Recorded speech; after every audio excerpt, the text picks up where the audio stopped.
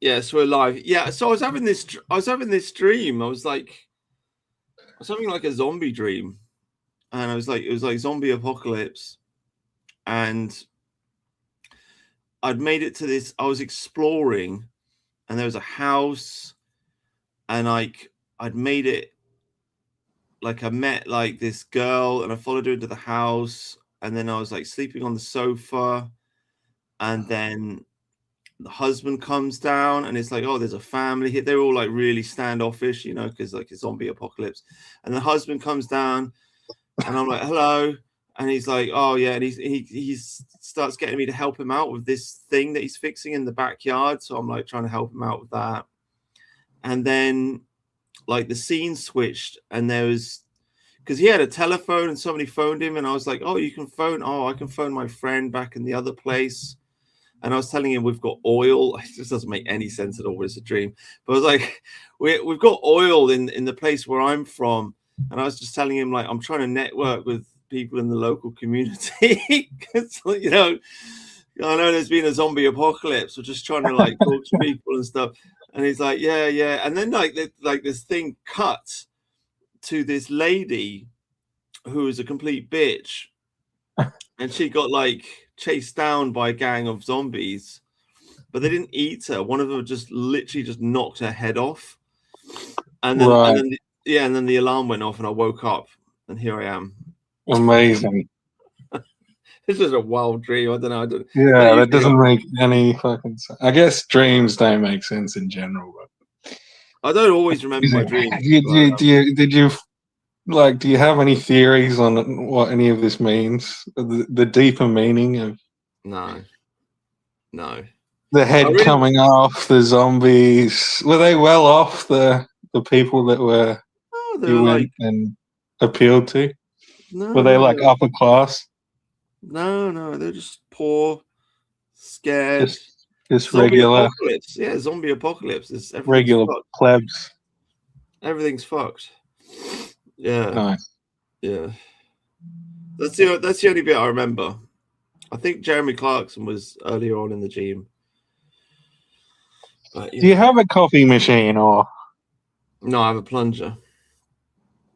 Oh, okay. Yeah. I'll feel this. Maybe this milk really is off. I tend to just. Oh, geez, don't. Yeah, I ate a hot dog earlier today, and I've been feeling like I've just had this stomach. You know when your stomach just gurgles. Right. Well, I think it'll be okay. So, but I mainly go for the energy drinks in the morning, which is probably a really bad idea, rather than the coffee. Make you fat. Yeah, well, you know, it's all good. Yeah. My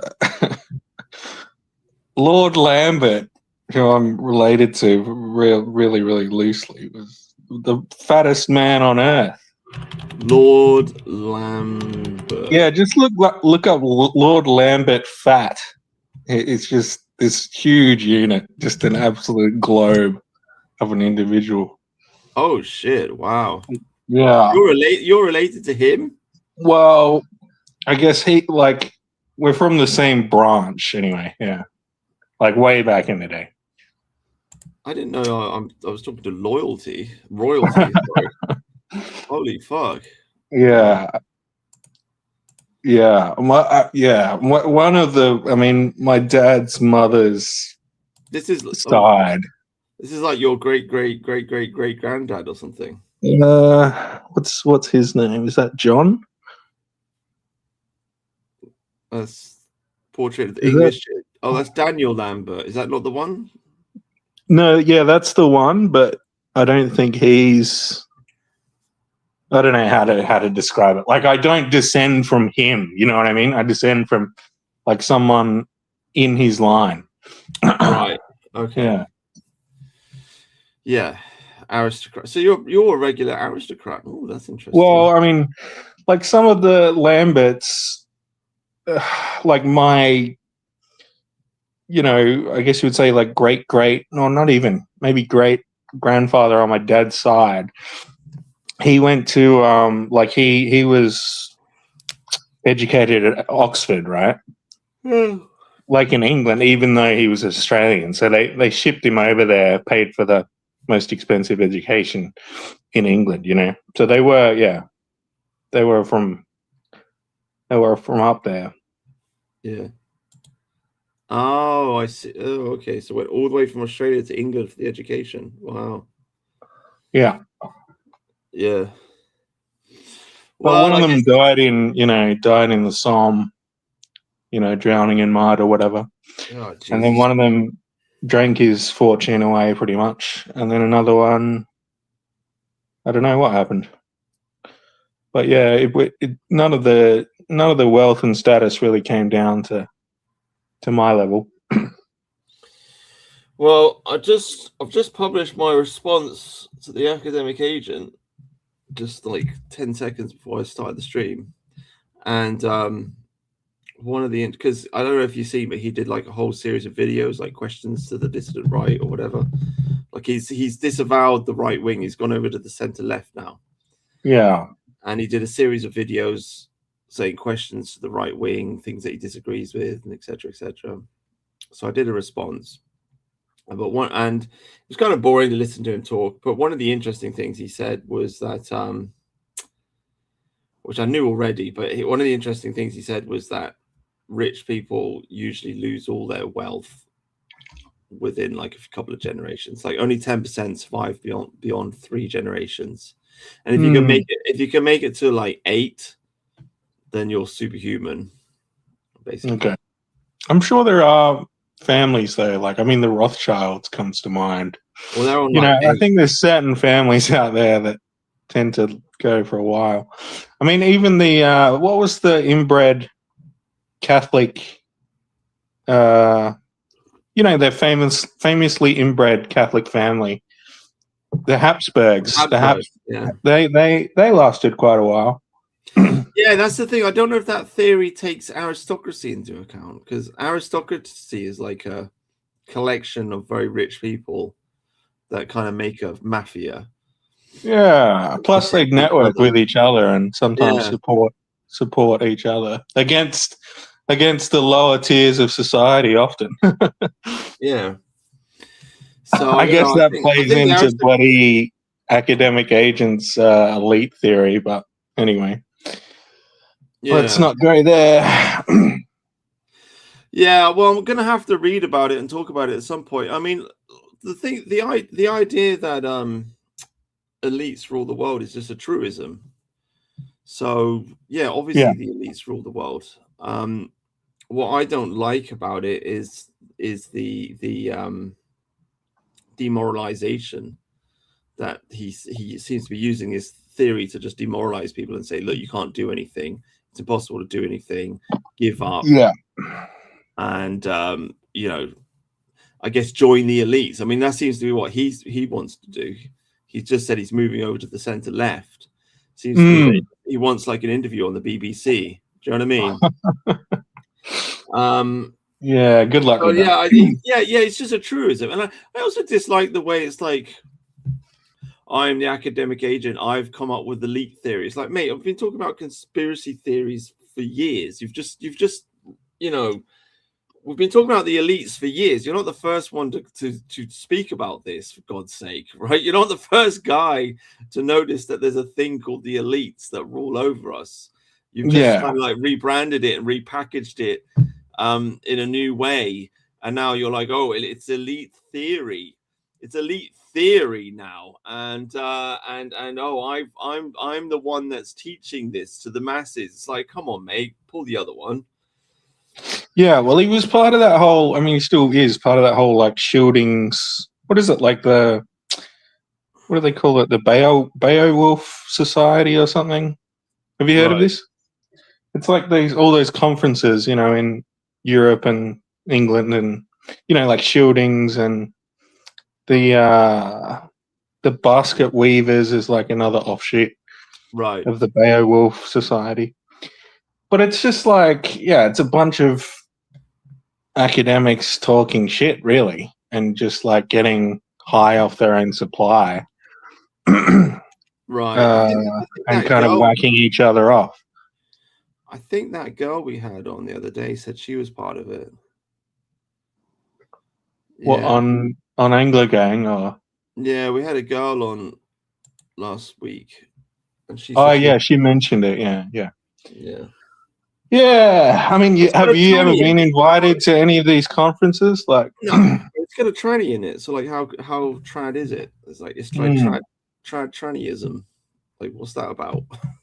Do you know what I mean? Like, what? yeah, You go to the Beowulf Society, and you're expecting like an old English country mansion and yeah. horses, and you go there. There's like a bloke in a dress.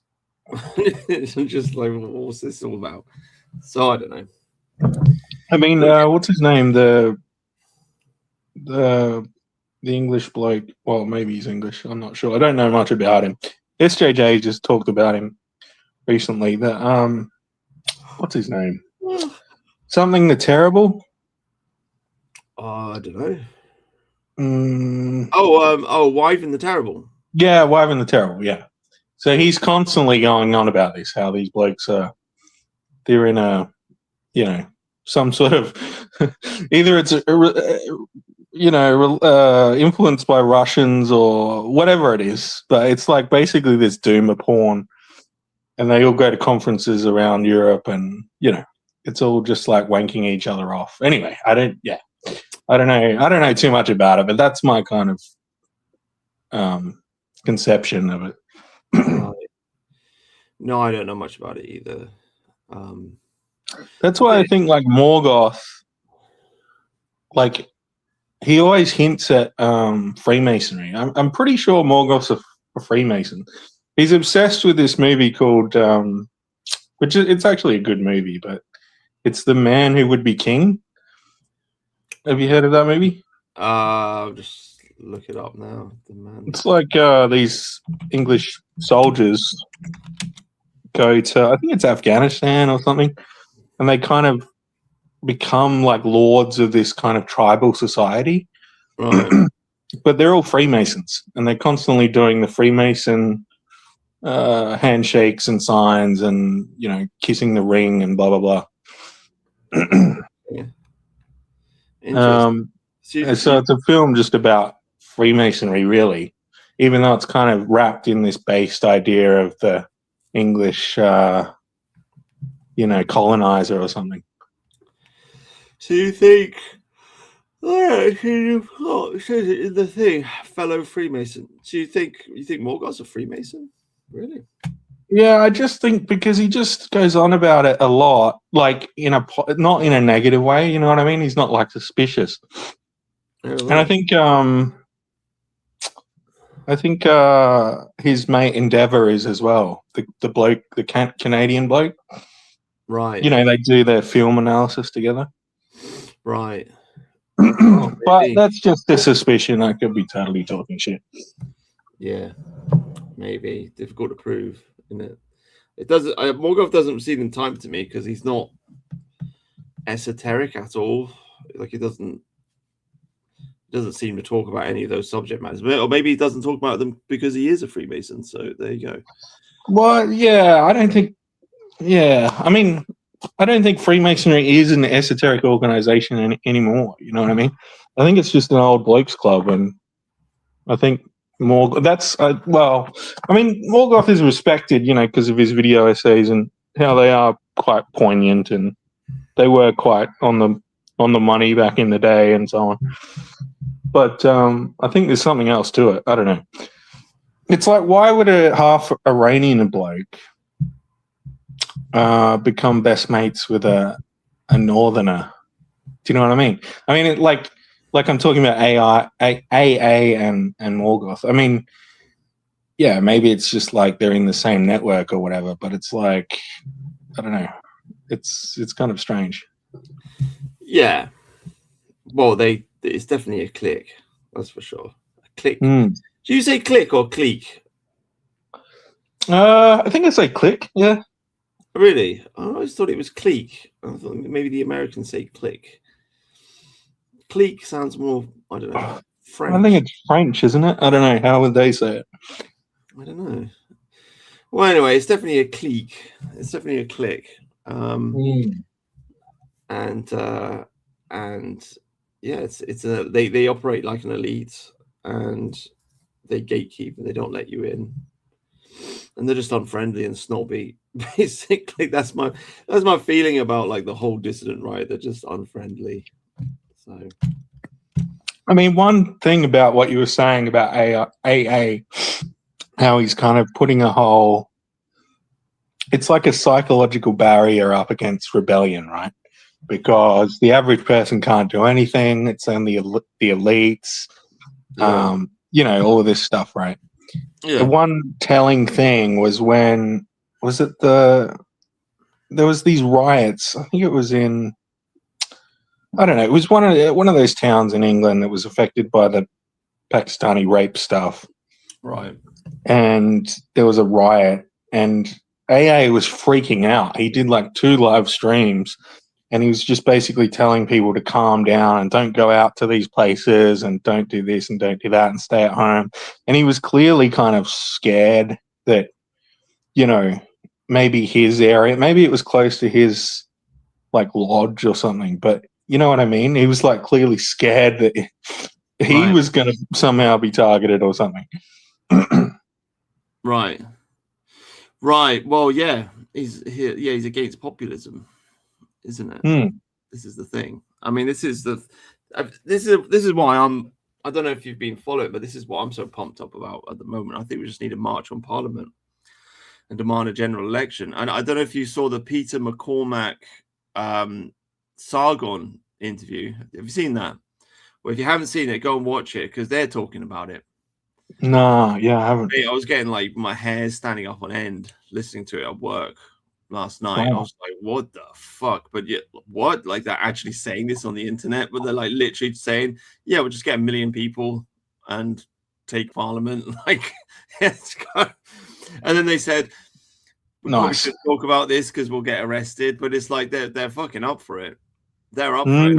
I've been banging on about this for, I don't know, like 3 months now. 3-4 months, something like that. Just saying like this is what we've got to do because we're not going to make it to 2029. Not the way things are going. Yeah, I mean, I agree with you. Like, it does sound like a legit strategy if you can get the numbers, obviously. But it's like it is hard to talk about, and I do understand blokes. Like, I think I was listening to an Anglo gang where, what was his name? I think he's from America. He's in the Anglo chat. Don't know. I think he's a young guy. Anyway, he was just saying, like, you know, he was kind of getting uncomfortable when you were talking about all this stuff, which I kind of understand. Like, I get that, you know. But it is, like you say, it is kind of, you know, they are being weak sauce. They are kind of being wet fish, as you put it. Oh yeah, I think, like you said, like I think alcohol, or just like, you know, pub culture and that is important, and I think it does fire men up, and it is part of our culture, and people shouldn't really throw that away fully, even though it is damaging. But you know what I mean? Yeah. I'm not going to drink on the internet anymore. I've decided not. After last week's stream, I just had it. I'm not going to drink anymore. Oh, okay. All right. Because I don't like shouting at people on the internet. I felt bad afterwards. So, yeah. But yeah, it's interesting, like how it affects. Like, it doesn't. It blocks you from hearing people, basically. So you get hyped up about something, and you get fired up, and you want to say your piece and make it clear. Yeah. And you don't kind of realize that they've already got it, you know, in the first couple of sentences, and you keep going on about it. Yeah. But that's just kind of the effect of, which is obvious, but. Yeah. Yeah, I don't know. I'm kind of turning away from the alcohol in general now. I think maybe, hopefully, I'm finally done with the alcoholism. I don't know. We'll have to see. Touch wood. But, nice. I mean, I'm going to spend time with my family during Christmas for like, at least a week and a half, and I won't be drinking then. I mean, we'll have a few around Christmas Day and the day after and that, but it won't be, yeah. Because I actually tend to drink sort of on a regular basis, like apart from my family and my good friends, which isn't, it's not a good idea. But when I'm with people I really care about, I don't drink. You know what I mean? Right. Yeah, I mean, I'm not. I don't want to be a teetotaler. I just don't want to be drinking at home alone Mm, after work. Do you know what I mean? Like drive home from work after a night shift and then get a couple of beers from the petrol station and then just come home and drink it and then go to sleep. Like this is just not good. Right? It just wears you down after a while. yeah, But I don't want to be a teetotaler because it's too weird because pub culture and drinking culture is just too ingrained in our society. So and it'd just be very strange to give it up completely, like because what do you say to a guy? You say, well, let's go to the pub and have a pint. Do you know what I mean? Like, and if you can't say that, then I don't even know what you're supposed to be doing. Do you know what I mean? So I never wanted to be a teetotaler. I just just drink occasionally. That's fine. I don't know how I got sucked into it, to be honest with you. I think it just got but there bored. is a thing. Yeah, well, it's part of our genetics, man. Like I don't know. Like I was watching this stream. It was just some slop. They have these try channels on YouTube. Irish people try whatever whiskey, Irish like American Right. whiskey or something or whatever. Yeah. But it's like, yeah, the Irish fucking drink. Like half of their channel is like, hundreds of videos of them getting drunk on camera. You know what I mean? And they're all comedians, musicians. They're doing stuff as well in the world. They're not just like I think it's retarded Irish people. a social thing. I think it's different. But if you're drinking alone, it's kind of like it's awful. Oh yeah, no, don't get me wrong. Yeah.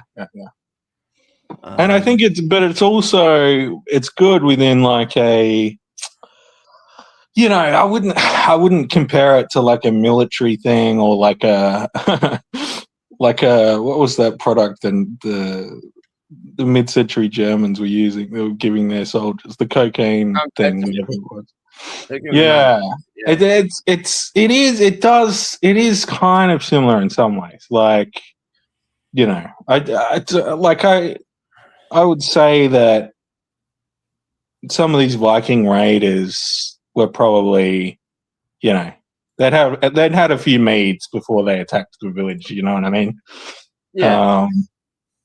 And within that kind of brotherhood, within the kind of mana bond or whatever you want to call it, it is kind of a powerful thing. At least for a little while.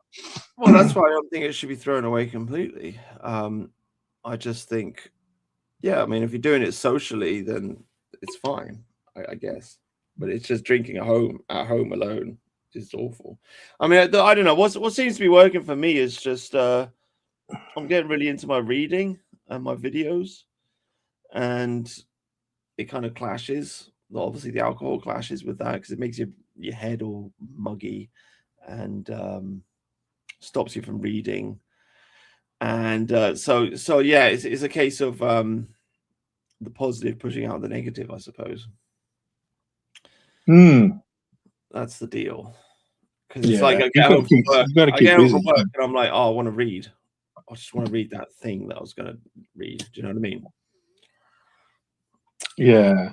I mean, I go back and forth on this whole like UBI thing. I mean, like, in some ways, for some people, I think it wouldn't be totally bad because my whole thing about like universal basic income. Yeah. But just hear me out here. So my whole thing about like work or just like, going to a job that's kind of shit for like 8 hours a day which is kind of the default state of people like me and maybe yourself, right? Yeah. It's kind of ridiculous just the amount of time you're not really achieving anything. I mean, you're making money, but you're not really. It's not really contributing to your life in any like meaningful way. Do you know what I mean? So my whole thing is like modern society kind of takes your time away from you, and Yeah. and often what you want to do with your time is going to be far more creative. It's going to be far more groundbreaking than, fucking doing what you're doing at work. And all the dramas you have to deal with and so on. And so in that way, like if I was just being paid, maybe I would be able to do what I want to do, my creative projects. But then again, like this is why I go back and forth on it. Then again, I think, maybe I'll just drink myself to death or, just sit around and, wake up at noon and trundle around and do fuck all. But yeah, probably the latter. which is the danger. Yeah, which is probably the case, right? I mean, I get stuff done, and I work 40 hours a week, and probably if you take in the commute, it's probably 50. So I think it's really a case of focus. Like, do you want to get stuff done or not? If you do, then your 50-hour week's not going to actually stop you from doing it. But if you want to waste time on social media, or you want to watch a movie, or you want to just do this or do that, just faff around, then you won't find the time to do the creative stuff you want to do. But I mean, I think the being on the, I mean, from my experience, being on the dole is just it's a mood killer. It's a motivation killer. Because I mean, what always happens to me if I'm on the dole is like you end up going to bed really late, and then you wake up like 10 o'clock, and then you finally like manage to have breakfast at like 12 o'clock, and then you're like, oh man, I've got to go to the supermarket and buy that thing. And by the time you've done that, it's like 2 o'clock. And then before you know, it's 4 o'clock, and then you think, well, the day's over now, and then you don't get anything done, and that's just, and then you stay up late, doing fuck all or trying to work on something, but you kind of, I don't know. It's interesting. It makes you lazy. It just makes you lazy. I mean, that's why I think if you're living off somebody else's charity, then they're sapping your power. Yeah, basically. Because if you give charity, it makes you stronger. If you live off somebody else's charity, it makes you weaker. That's the thing. Yeah. Although there is like this thing where, I don't know, especially when I was younger, and this kind of maybe goes against the whole, English way of life where you kick your son out when he's 18 and he makes his own way in the world, which I think is probably the ideal. But there is a thing to being at home and having your own like creative freedom because your parents are supporting you and you can work on things that you want to work on. And your mom is nagging you to like, I don't know, work on the garden or do some shit around the house or go out and, go for a run or whatever. And that kind of relationship is not, that's not a bad thing. And so in that way, it's not like UBI. It's not like you're just like giving money. You're like, you kind of have a, there's like a guilt there if you don't succeed. You're kind of letting your parents down. You know what I mean? Yeah. I just want to show you something because this is kind of like really upset my mind over the last week. Oh, hang on. Share screen. Where is it? Yes, sorry. Yeah. So like just following on from what you were saying, I just asked Grok here. Folkland versus Bookland. So I didn't understand this. Okay. So I don't know if I've been banging on about Alan McFarlane. Do you know? No, you don't know. All right. So anyway, yeah, but I haven't heard much of his stuff. okay. So anyway, so on the Lotus Eaters, like 6 months ago, or maybe even a year ago, Raw Egg Nationalist was on there, and he mentions this book by a guy called Alan McFarlane, and it's called The Origins of English Individualism.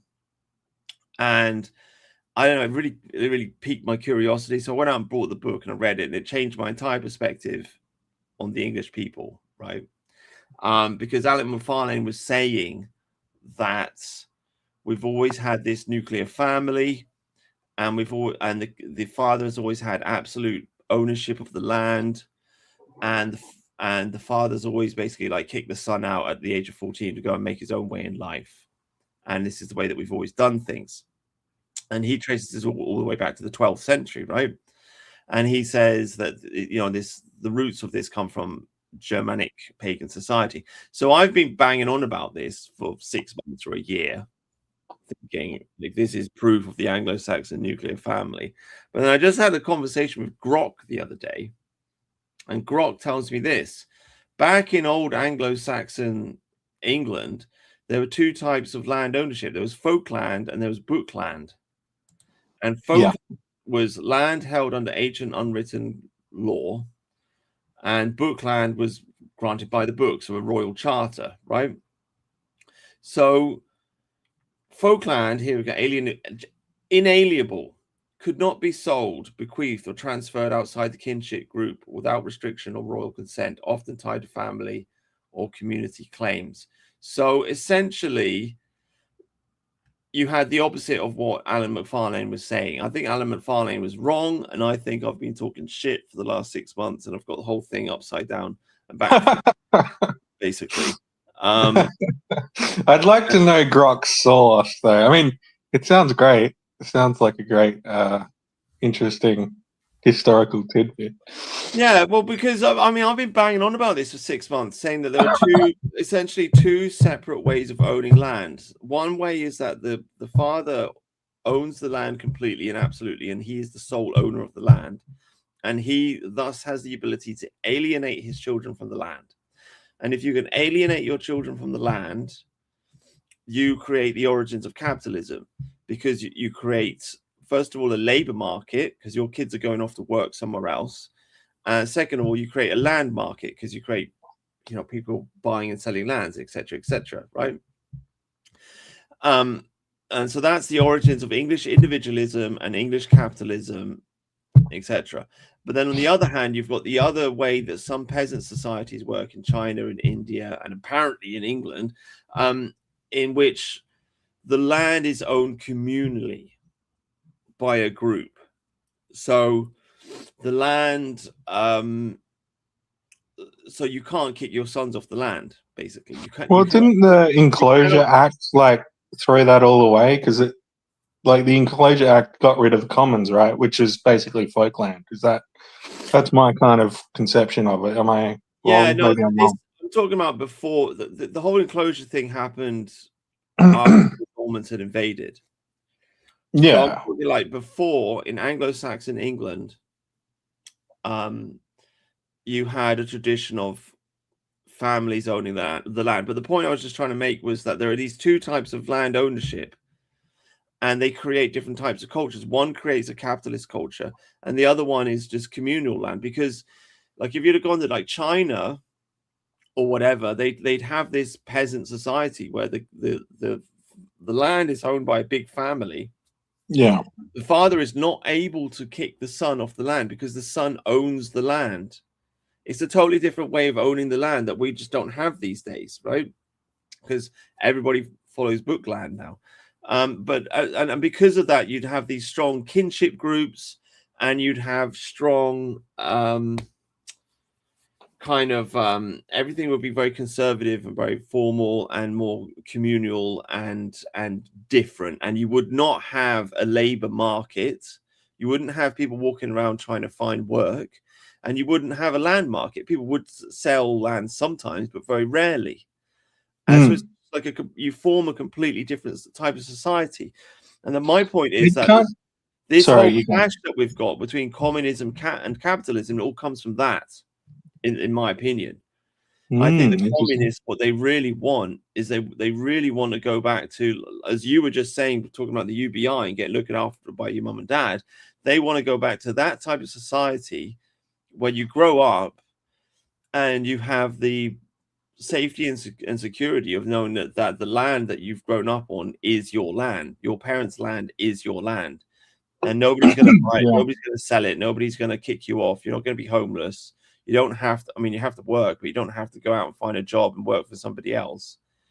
And it's different. It's a different type of society. So I think that's what the communists are really craving, even though they don't understand it. They don't think about it in those terms. But I think that's like Yeah. the original clash between communism and capitalism. And I think Alan McFarlane was wrong, basically. Mm. I mean, it reminds me. You talk about politeness and kingship, and you know, sort of a community that's like built on these older traditional structures. It kind of reminds me of ancient, like Japan, right? Oh yeah. Where like they were so polite that kind of violence was even kind of a ritual up until it wasn't. Do you know what I mean? So Yeah. everyone was armed to the teeth, like with a samurai sword or whatever. But it was all very formal until like something really went wrong. I don't know if the um, peasants were armed. I think the samurai were armed, and the peasants just got fucked. Basically, I think that's the deal. well, yeah, maybe, maybe. Yeah, Yeah, they just maybe. got Yeah. hacked to pieces, basically. Okay. Well, my other point was, um, so I don't know if your family did own land in the past or whatever, right? But my family definitely did, and like a lot, like a lot, Oh wow. um, especially in northern South Australia. But what happened was, and this is more of a I would blame capitalism. I wouldn't blame communism for it. And maybe the kind of the boomer mindset, except the one that sold the land wasn't he wasn't a boomer. He was, I guess you would say, greatest generation or silent generation, whatever the one before the boomers is. Yeah. But he basically, it was a combination of grief and like greed, because my grandmother died and he was like devastated, but of cancer. But it was also greed because there was no chance he was going to pass the farm on to my father, or split it between the brothers or anything like that. It just wasn't going to happen. And he said Why he not? actually offered it to my father, but he said you have to pay for it. And of course, my father didn't have the money. Like Why wouldn't he pass it on? well, that's exactly it. You know, I think it was greed, because he made a lot of money. Oh, And he shacked up with a new woman, and we got nothing. I mean, we right. got some of it eventually, but not like, not most of it. And so the land was lost, and that whole legacy, all the way back from when the first settlers came and like made the land a thing from basically nothing, Right. in like God knows the 1700s or something, or the 1800s. Yeah. All the way back then, and it was just thrown away, and Yeah. it's just like, what the fuck? Yeah. Parents are awful. Yeah. Yeah. Boomer parents, dude. Even before boomers, but yeah, no, it's the ancient boomer problem. It's the ancient boomer problem of Yeah, boomers um giving away the land, selling the land, spending all the money, and giving nothing to their children. yeah. Yeah. It's awful.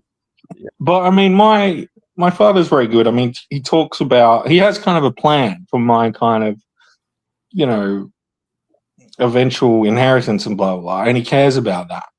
Yeah. It's not that much though. I mean, it's not anything.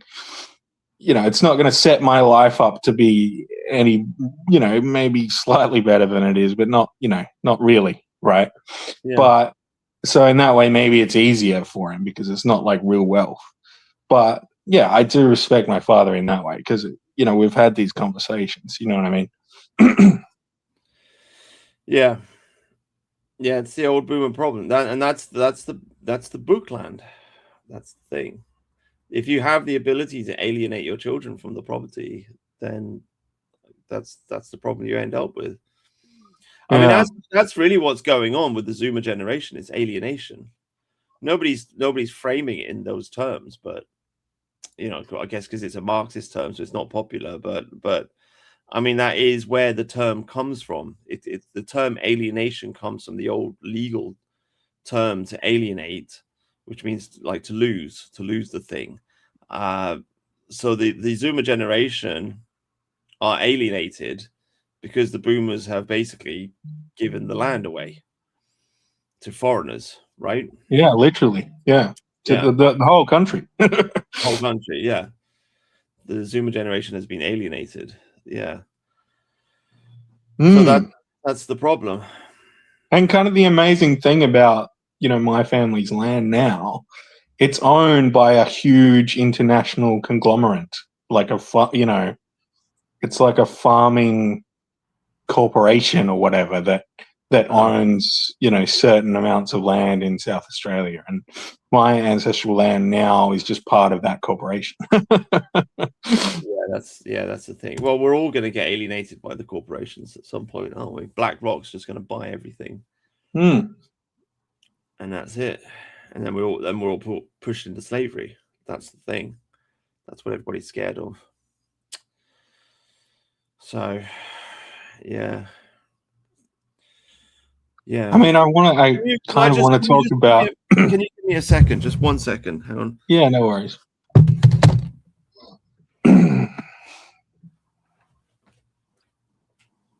Do we have anything interesting in the chat? Yeah.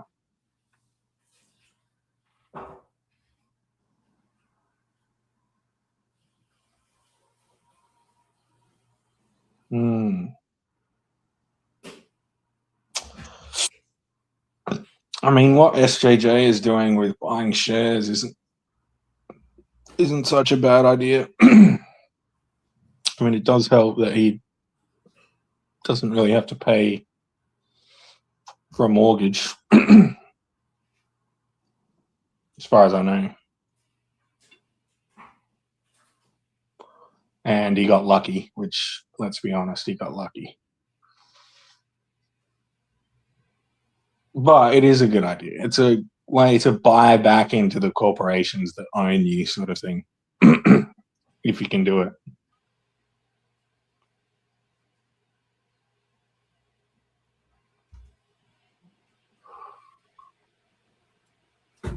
So I think we have a South African in the chat.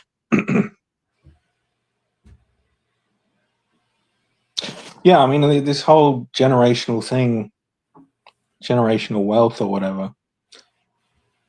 I mean, my thing is, it's just the whole like strong man, weak men cycle, just, which everyone knows about. And I think if you're born into wealth, you don't necessarily appreciate it, and you don't necessarily want to give it to your kids because you didn't work for it. And so why should they, right? And I think that's what happened to the boomers. They were born into wealth, even though they didn't kind of realize it. They wanted to be hippies. Well, they were allowed to be hippies because the wealth was there, right? They were allowed to fuck off and do drugs because the wealth was there already. Society had built up the capital for them to have freedom, And then they went to Woodstock and did LSD and wanted to be whatever. And then the kids got nothing. Did you hear any of that? No. Sorry, I can't. Oh, fucking hell. I can't function without a coffee first thing in the morning. I'm just absolutely dying. And that other one was making me feel sick because the milk was off. But I'm all set up now. It's all good. Back. What are we talking about? We're still talking about land. No, I was just saying, like, I just think it's the whole strong men, weak men cycle that everyone talks about. Oh, what the boomers alienating children from their land? Yeah, I think it's just, if you're born into wealth, you don't really appreciate it because you were born into it, and you don't give it to your kids because you don't think, they deserve it because you didn't have to work for it. You know what I mean? Right.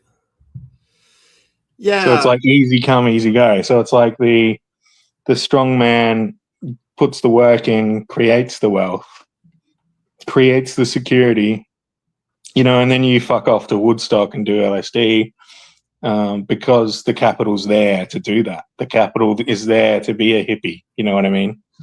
Yeah. And then you don't understand how wealth is made, and so you don't give it to your kids because they don't deserve it, because they haven't worked for it enough or whatever. Yeah. Yeah. That's it. Yeah, it's rich kids squandering their inheritance. That's what's happened to Western civilization, unfortunately. That's it. Yeah, I agree. That's why we got to march on Parliament and demand a general election. And what do you think about my ideas? What do you think about direct democracy, Rob Cobber? What do you think? Yeah, see, I like it. I really do like it, but I just think, I don't know. I'm also partial to monarchy, maybe because I just know like so much about my family history and how we were aristocrats at some point or whatever. And I just like have that kind of, I have like this ideal concept, like this, you would say like a rose tinted glasses conception of feudalism. Do you know what I mean? Yeah. Because feudalism, like there are a lot of good things about it, right? And a lot of people, I mean, direct democracy is a bit different because you're voting on issues as they come up, right? You're having referendums all the time, which is that's interesting to me, and it makes a lot of sense. And like you said, it seems to be working in Switzerland. Yeah. But in a feudal society, like the pressure on the king to not be a tyrant was basically his barons kept him in line, right? His barons had a certain amount of power. They could ally with each other. And if the king got too out of hand, they would basically create a parliament. Like, they would do a Magna Carta, and just like limit the king's power for as long as they could. You know what I mean? Yeah. And also, not like I would say a genetic benefit, like a societal benefit of feudalism, is you're getting the gene, like, what's the word? The genetic capital that's built up over time tends to flow downward. And so you get like, you get a certain amount, like, okay, here's like a direct example. So you have like a baron or whatever, and he has like 5 sons. Yeah. And like his first son inherits like most of the land. His second son, maybe gets something else or like part of the land or like some other assets or whatever. His third son has to work like, doing some other thing, like maybe he owns part of a company or whatever it is, right? And then you get down to his fourth and fifth son, and they have to lower themselves into society and like, do something that's going to add value to their lives, basically to try and build themselves up again, right? Because they weren't, they weren't the top dog. And so therefore you get these skills and this ancestral knowledge that filters downward into society, whereas nowadays everything filters upward. So you get like, well, I mean, a direct example is like, what is it like? Is it DIY? What's the fucking term for DIE, diversity? Yeah. You get like these. No, diversity. I got actually, because I messed this up as well. Diversity, equity, and inclusion. And I think the equity is the bit, because equity means it's not equality, it's equity. And equity means Yeah. the same. Yeah, it's not an equal opportunity. No, it's equity. Yeah. Sure. Yeah. But so yeah, and okay, tax on the wealthy. It is what it is. I'm not saying it's a totally bad thing, but everything in society now is trying to bring the person at the lowest point in society upward, right? It's like, it's kind of like a loose conception of it is like in the Roman Empire, where a gladiator could earn his freedom through combat or something, and like he may eventually get up into a higher level of society, right? Which is, that is what it is. But what I'm saying is, in a traditional, especially kind of English or German feudal system, the skills would filter down from the top, whereas in the modern world, they seem to filter up from the bottom, which is making everything worse. Right. Well, I mean, I would agree. That's how feudalism works. That's what the Normans did to us. The English, they took over, ruled over us, and you're absolutely right in saying that their genetic heritage has dominated. They've essentially Normanized the whole country, for sure. So I would agree with you, but I don't really want to be a slave or a serf. You know what I mean? I mean, that's my plan for Africa. I know it's kind of like an ongoing joke, but that's what I would do to Africa.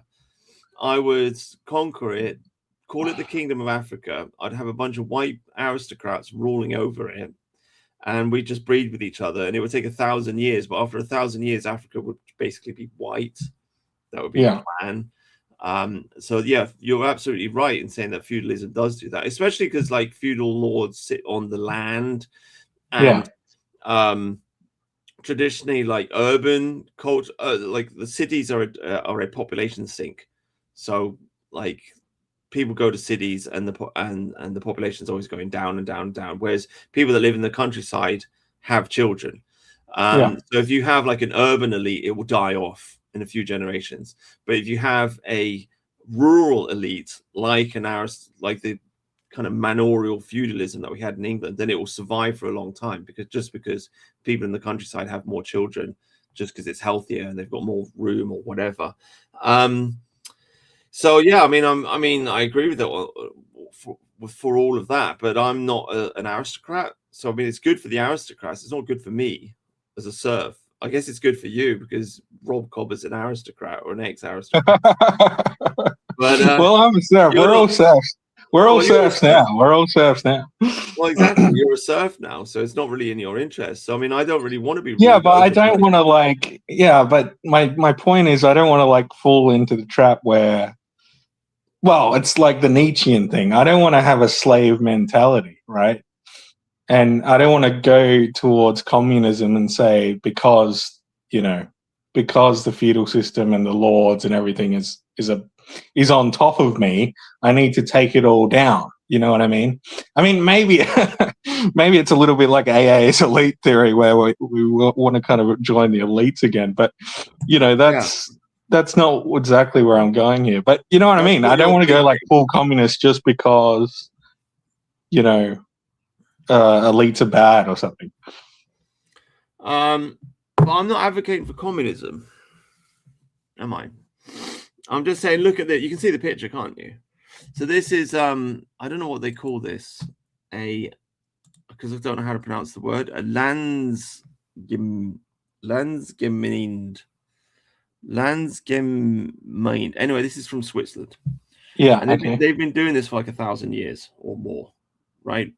And this traces its roots back to the old the Germanic things that they would hold. So the king would hold a thing, and he would get the people together, and they'd vote on stuff, and they'd express their opinions on things. So it is, I would argue, it is our old Germanic way of doing things. From an anthropological point of view, we've always had a certain amount of liberty. I think one of the big problems that we face in Western civilization is that we're looking to the Romans for inspiration. but we're not Romans. Mm. We're Germans. We should be looking, instead of looking to Greece and to Rome, we should be looking to the old things. And Yeah, okay. I mean, that's a brilliant point. I haven't heard that before. We do look to Rome quite a bit too much. I mean, the Greeks were kind of different because their slaves weren't necessarily Greek. I mean, especially in Sparta, right? You know, they weren't Spartans unless they like really fucked up and like did some heinous shit. Then they may have became a slave, but yeah. well, yeah, the Greek society and Roman society were both slave societies. Yeah, and I'm not saying slavery is a good thing, by the way. I'm still slowly reading Livy's History of Rome. I'm reading it slowly because I read it in the car. So I go to work and I get up there like 20 minutes early, and then I read like 10 pages and then go to work. So it's just really slowly dragging my way through Livy's History of Rome. It's a great book, though. Wouldn't it be better if you didn't have to go to work and you could just read Livy all day? Well, yeah, I mean, that's the aristocratic dream, isn't it? I mean, we all want that, don't we? Mm. But the point I'm making is sorry, continue. Sorry. No, the point I'm making, because obviously you've got the first 7 kings of Rome, and then you've got Lucretia. Lucretia gets raped by the son of the king, and she calls her. I'll just be back in one sec. Just keep going. I know most of Roman history, but yeah, keep going. Okay, you keep going. That's fine. I had a break to get my coffee. You can go get a coffee. I'll talk to the chat. Who's in the chat? Hello, Bob. No, I didn't stay up. Didn't stay up all night. I got up early to talk to Robert Cobb because he's an Aussie. So it's his evening. It's my morning, and that is what's going on. And I'm making my coffee because the first cup of coffee, the milk was no good, and now I feel a little bit sick. I had like a gulp, and I was like, hang on a minute, this milk's a bit off. So now I'm going to have a proper coffee. So it's really going to be my first coffee of the day. Absolutely gagging for it. Fuck for that. So yeah, Oldham the Bold. Not seen you before, Oldham the Bold. Don't recognize that name, but hello, welcome, Oldham the Bold, and Wonderwolf Pro. Welcome. Yeah, there were thralls in Germanic societies too. You are correct, Wonderwolf. Yeah. I don't think it was. I just don't think it was the same as the kind of mass slave society that the Romans had. Yeah, absolutely. I mean, the thing about Germany, which was kind of interesting, is like, especially like before German unification, which was very late. Like the HRE was just an incredible like network of like elites kind of thing. Like, I don't know if you know much about the HRE, but like every little fucking fiefdom had its own little laws, different laws, and you know, lords were allied with other lords or not, or you know, it was like it's extremely complicated, you know, empire. It wasn't like a fully. What are we talking about? HRE? Yeah, the Holy Roman Empire. You don't. Oh, okay, Holy Roman Empire. Right, got I'm on board now. Yeah.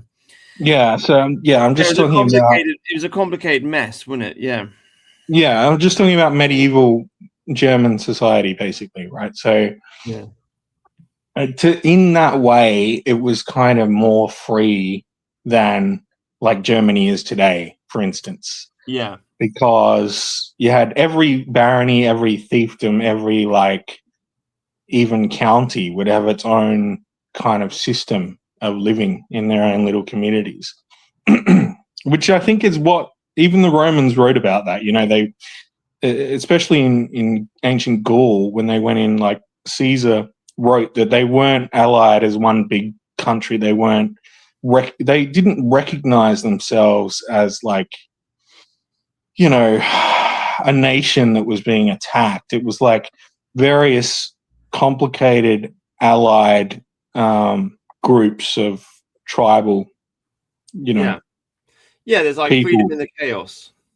Yeah, And lots, basically freedom in all the local governments. Very, very local. Yeah, exactly. Yeah. I always find it very ironic that the so-called hero of the Germans, Adolf Hitler, is doing a Roman salute. It's like, hang on a minute, like, weren't the Romans your enemies? Do you know what I mean? Like the whole Heil Hitler man, thing. that's a massively good point. Yeah, holy shit, that blew my mind. Yeah, dude. 100%. I mean, they have statues of Arminius still in Germany, who I think is the real hero of Germany. He was the one that was brought up in the Roman. I think he was a Roman general, wasn't he? But he betrayed the Romans and what's the word? Ambushed them in the Battle of Teutoburg Forest. Yeah, because he was able to rally his own kin, the chieftains that he knew from when he was a child. yeah. And they wiped out like 3 legions or something. Yeah, he's a legend. Yeah, I mean, this is my whole point. There, in ancient times, essentially, there was a European civil war between Romans in the south and Germans in the north. Yeah. And the Germans were free, and the Romans weren't. And the Romans built an empire built on slaves, whereas the Germans were free and basically living in the forest in their small local communities. And we the English, we trace our ancestry back, obviously, to the Germans, and so we have that spirit of freedom within us, and so we're attracted to the thing, and we're attracted to having some kind of vote, and we're attracted to just liberty, and we don't want to live under the Roman tyranny, is the point I'm trying to make. And I know I understand, like, I'm also attracted to Rome. Like, I mean, like, they built some cool buildings and stuff, and the stories are cool, and but I think, and obviously we built the British Empire, and so we're kind of like half Roman, but I think we have to acknowledge that we are a Germanic race, and we have to look to our ancestors for inspiration, and I think we have to rest our ideas of liberty on our ancestors. I mean, another thing I was going to share with you, in case you didn't know about this, just I'm driving the point home. Have you heard of the All Thing? Because the All Thing is the Supreme National Parliament of Iceland. It's the oldest surviving parliament in the world. Yeah, I've heard you talk about it. Yeah. Yeah, it's an all thing. It's a thing. This is what I'm talking about. The folkmoot, the assembly, the tribal. So it's the world's most ancient parliament in Iceland. This is our real heritage. This is our real. And Iceland is independent. Is that right? They're not part of Denmark anymore, right? No, they're independent. Yeah. Yeah. So they don't have, but they have a democracy, right? Yeah. So they're just like a parliamentary democracy, or do they have like a senate? Well, they've got the All Thing, like I just said. That's what they've got. That's their parliament. It's the oldest parliament in the world. It's literally the oldest parliament in the world. Everyone's banging on about. No, yeah, but I'm just trying to understand. So, do people vote then, or is it like just representatives of certain areas that like represent their people or something, and they argue it out? 63 people in the government. I mean, Iceland's really small. There's only 100,000 people or whatever. I mean, it's not a big country. Yeah, there don't have many people live. Here it is. This is a better picture. There's Parliament House. It's not a very good picture. But you get the idea. The point I'm making is this comes originally from the thing. Right? Yeah. This is what I'm talking about. This is what I'm talking about. This is our heritage right here. The thing. Okay. And we should be focusing on this instead of looking at Rome, because reading Livy, there's right from the beginning, the old Roman Republic had a conflict between the patriarchs and the plebs, right from the very beginning of the formation of the Republic. The plebs were revolting because the plebs would have to go and fight in these wars, and the patriarchs would sit at home and they'd basically buy up all their land, and the plebs would get into debt. And there was this one instance, this old he comes before the Senate and he's like covered in scars and stuff, and he tells this story about how he was fighting for Rome, but while he was away, he owed money, and so then they took the land from him, and now he's in debt and he's in poverty. And the plebs revolted, and they all went and sat Oh man. on a hill, on a mountain outside of Rome called the Sacred Yeah, Mountain. yeah, I've heard of this. They refused to fight until they got representation, and that's how Yeah, and then you have the Tribune of the plebs. Yeah. Yeah, so you always had this like conflict between the aristocracy and the lower people, but I don't think you had the same thing in Germanic society. I think it's more free and more egalitarian. So I think we need to look towards our Germans for inspirations. That's the point. I mean, back in the, like I was going to say about the HRE, there was multiple peasant revolts, right? And some of them were massive. Like one of them could have almost gone the other way in terms of, like a ground roots takeover of the feudal order or whatever. But they were put down, and they were put down like absolutely, what's the word, horrendously. Like we're talking, I don't know how many peasants were killed, but it was massive. It was like it was probably the biggest massacre in Europe, like in the medieval era. Right. Yeah, you should look it up. The peasant revolt in. Was that in Reformation times or before? I think it was before. Yeah, it was way before. Yeah. Okay. Wait. When was the Reformation? It was before Luther. It was before Luther, anyway. Oh, okay. Was it like after the Black Death? Because we had a peasants' revolt after the Black Death. Maybe. Because of rising wages, basically. Because so many people. Because look, history is the old battle between capital and labor, right? You are on the side of the aristocrat and of labor. I'm on the you are on the side of the aristocrat and capital. This is your argument. You want an aristocracy that owns all the capital and pushes down the value of labor, right? I'm arguing that a happy society is a society in which labor is valuable, and so the more you work, the more money you make.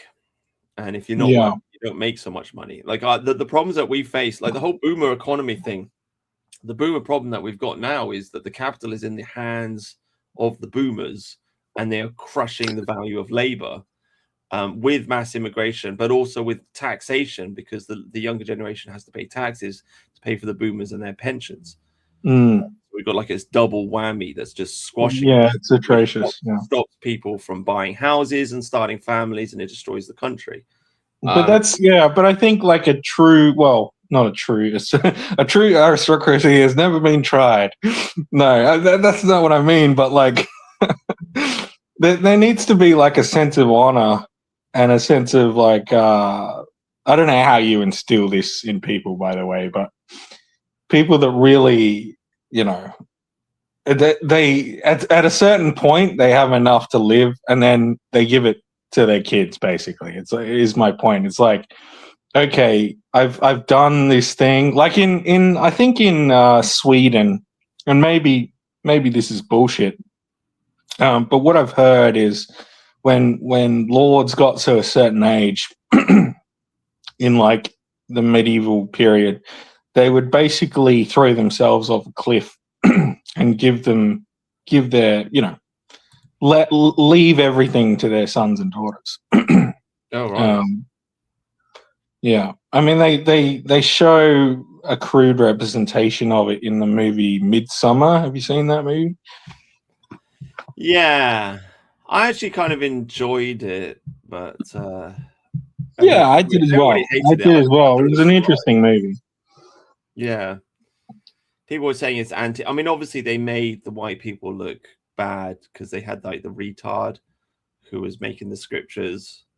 Yeah, I mean, it was made by a Jew, and the whole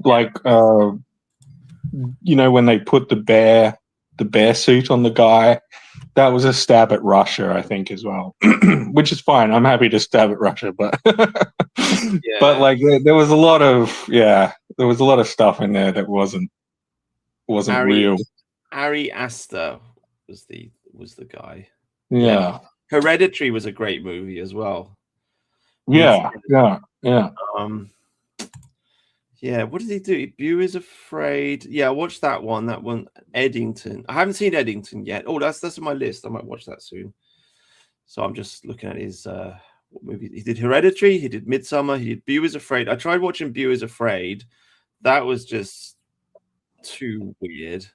Didn't even know that existed. It's got Joaquin Phoenix in it, and he's like in Los Angeles, and he's like depressed, and like he goes on a road trip and talks to his parents. Joaquin Phoenix is such a hit and miss actor. Like some roles he's great, other roles he's just absolutely like you need someone else doing that role. No, he was good. He was good. It's just the story was bad because it's just like a story about some guy who's unhappy, and it's like, well, I can't really get behind the characters. I'm not really excited about this. He's made another film this year called Eddington, which just came out this year, and I haven't seen that, so I'm going to watch that at some point. Yeah. Okay. Anyway, my take on Midsummer was that it was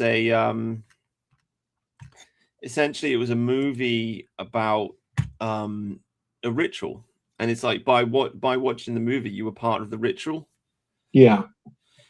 So, and it reminds me of, I think there's a play that was made a long time ago called The Fairy Queen, or was it My Chemical Wedding, I think, back in like Renaissance England. And it's like the theater production itself was a magic ritual. See what I mean? They kind of like blended the two together. And okay. I feel like Midsummer's like that. It's like you're watching, like you're taking part in a magic ritual whilst you watch the movie. And that's how I felt about it, because a lot of people just didn't get it. But I thought it's quite amazing, actually. I thought it was brilliant. And one of the things that kind of got me about it was there were a lot of kind of base things about their insular society. Like the mushroom. I mean, the whole Midsummer Festival in itself is kind of awesome. Like, the fact that that's even a thing still is kind of amazing. But yeah, the mushroom taking, just the beautiful landscape, the extreme kind of hierarchy of their system. But then you also had the witchery, the occult magic stuff, which was interesting as well. I don't know. It was like you said, it was definitely something. Yeah, it was a good film.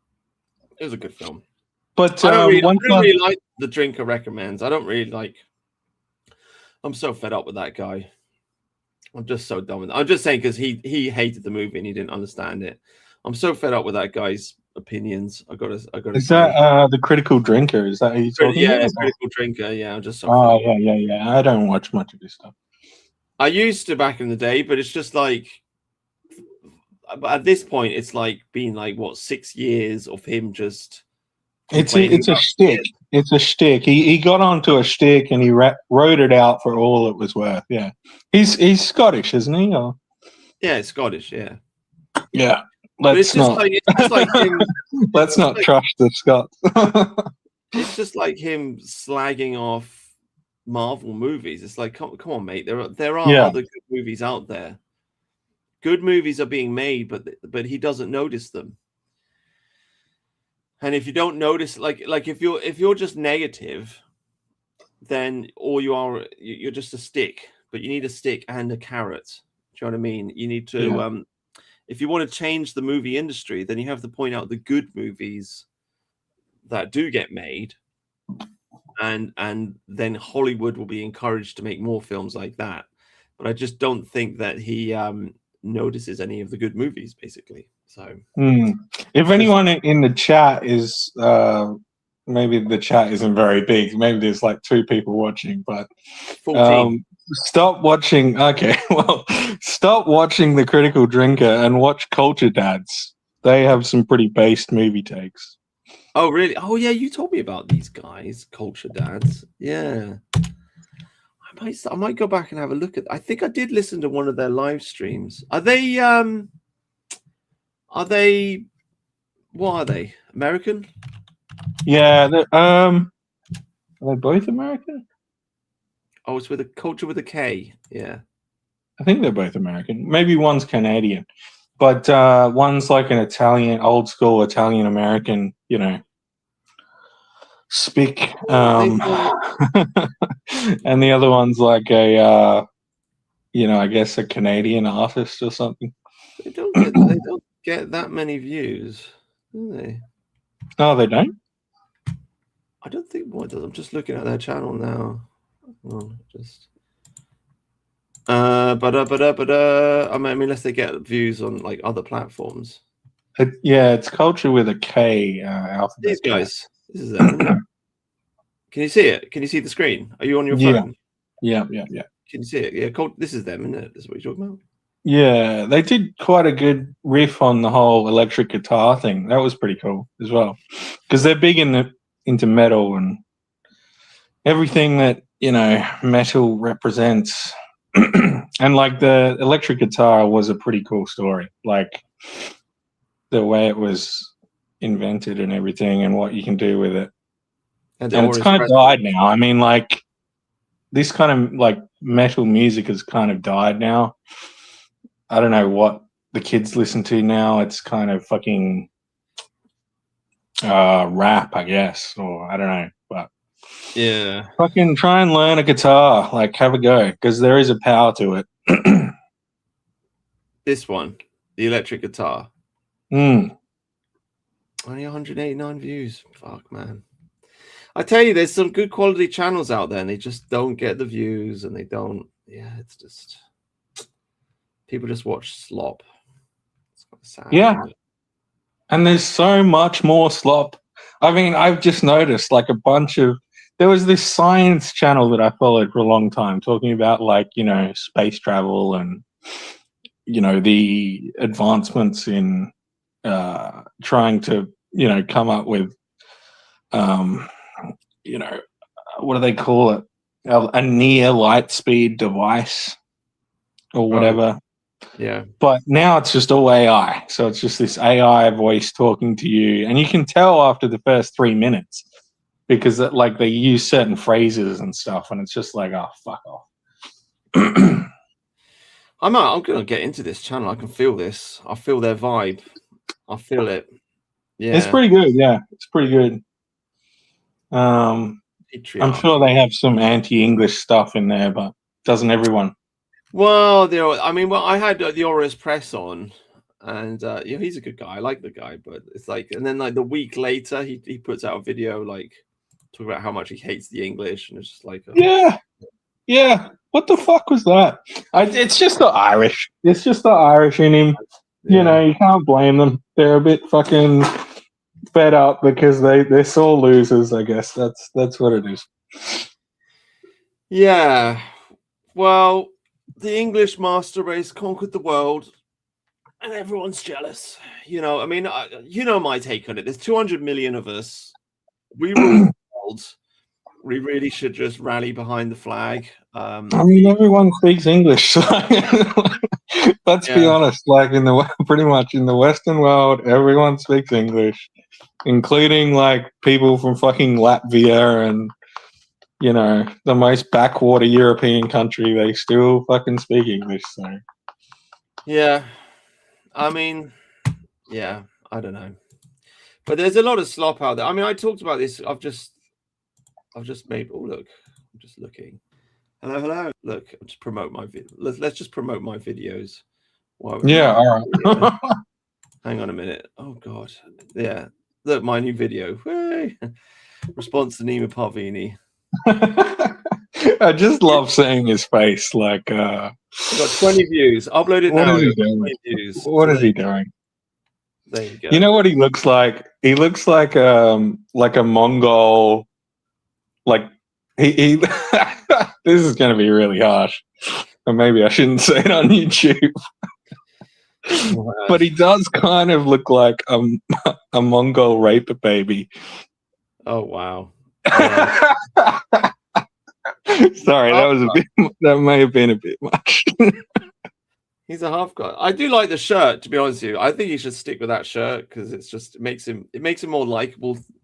To me, it makes him more likable because it's like, he's like leaning into the jolly fat man type look. I think he should roll with that, to be honest with you. But yeah, I mean, I just like this guy. He's just he was in favor of the lockdown, favor of the vaccines, right? And now he's been like this one of the big leaders of the internet, right? And now he's just declared that he's moving over to the center left. And it's like, what? Did he take the vaccine? I think he did. I don't know. I mean, I'm pretty sure he was in. I mean, correct me if I'm wrong. I mean, I don't know. I don't know if he actually took it. Okay, fair enough. I mean, yeah, I don't know as well. But if he was promoting it and he didn't take it, that's almost worse. Yeah. Yeah. Edward Dutton took it. Did he? Fucking hell. And he was in Finland. I don't know what the vaccine laws were like in Finland.